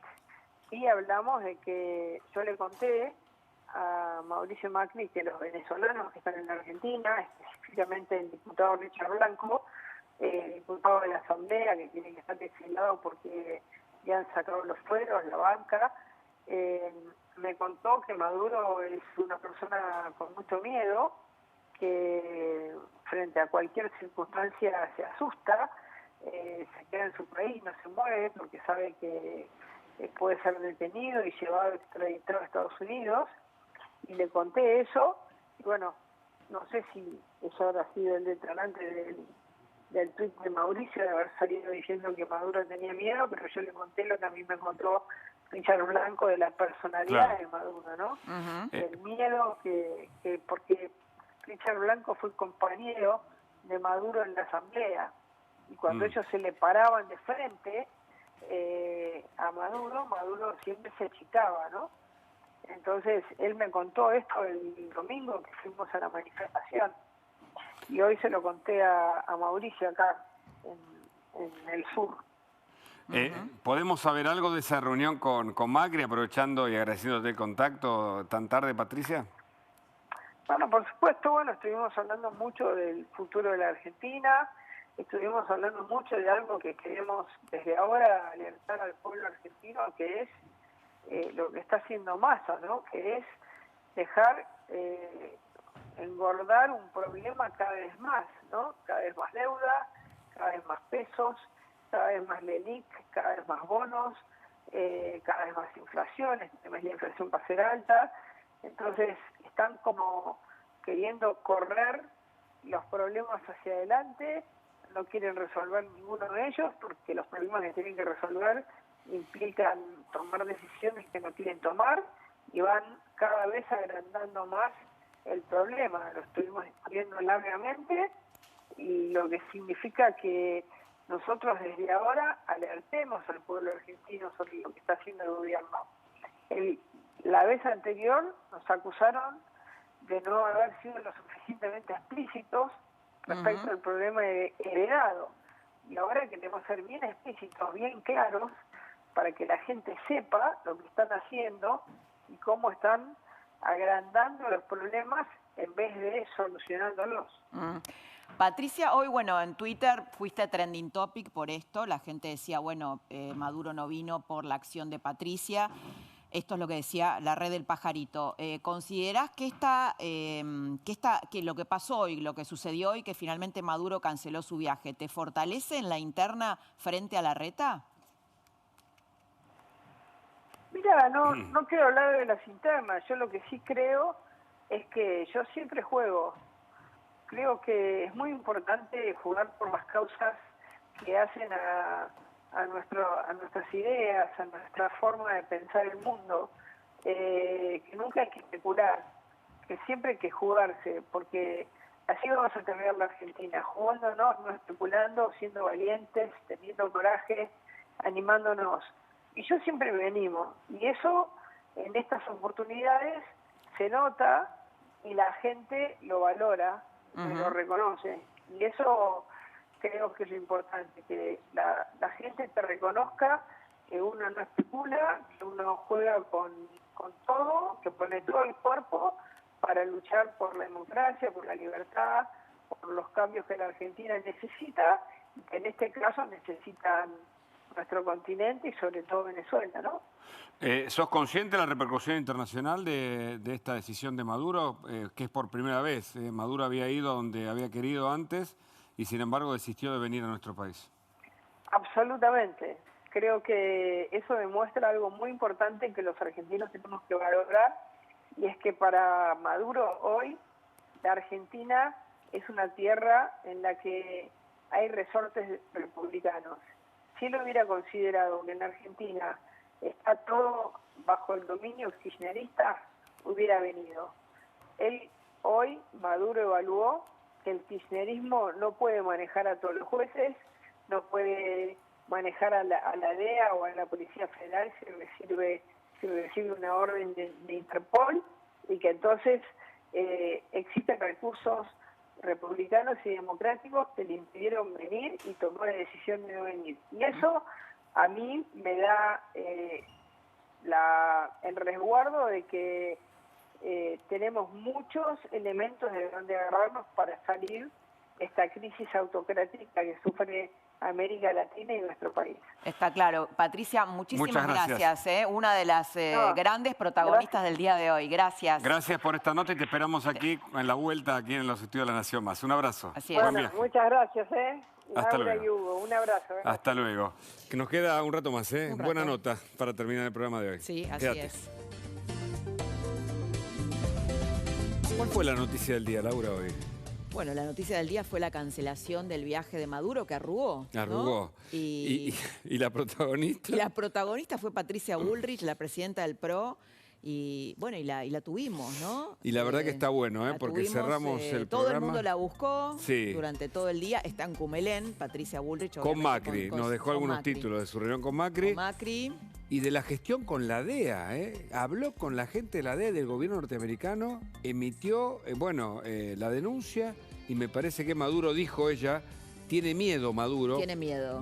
Se lo describe como alguien atemorizado. Y que esto se lo comentó a Macri y que, bueno, tal vez eso motivó el tuit de Macri, ¿no? De su personalidad. Porque los líderes también son su personalidad. Por Hugo. supuesto. Y es muy probable que Maduro sepa que está en un momento muy complicado y finalmente la Argentina se resistió a su llegada.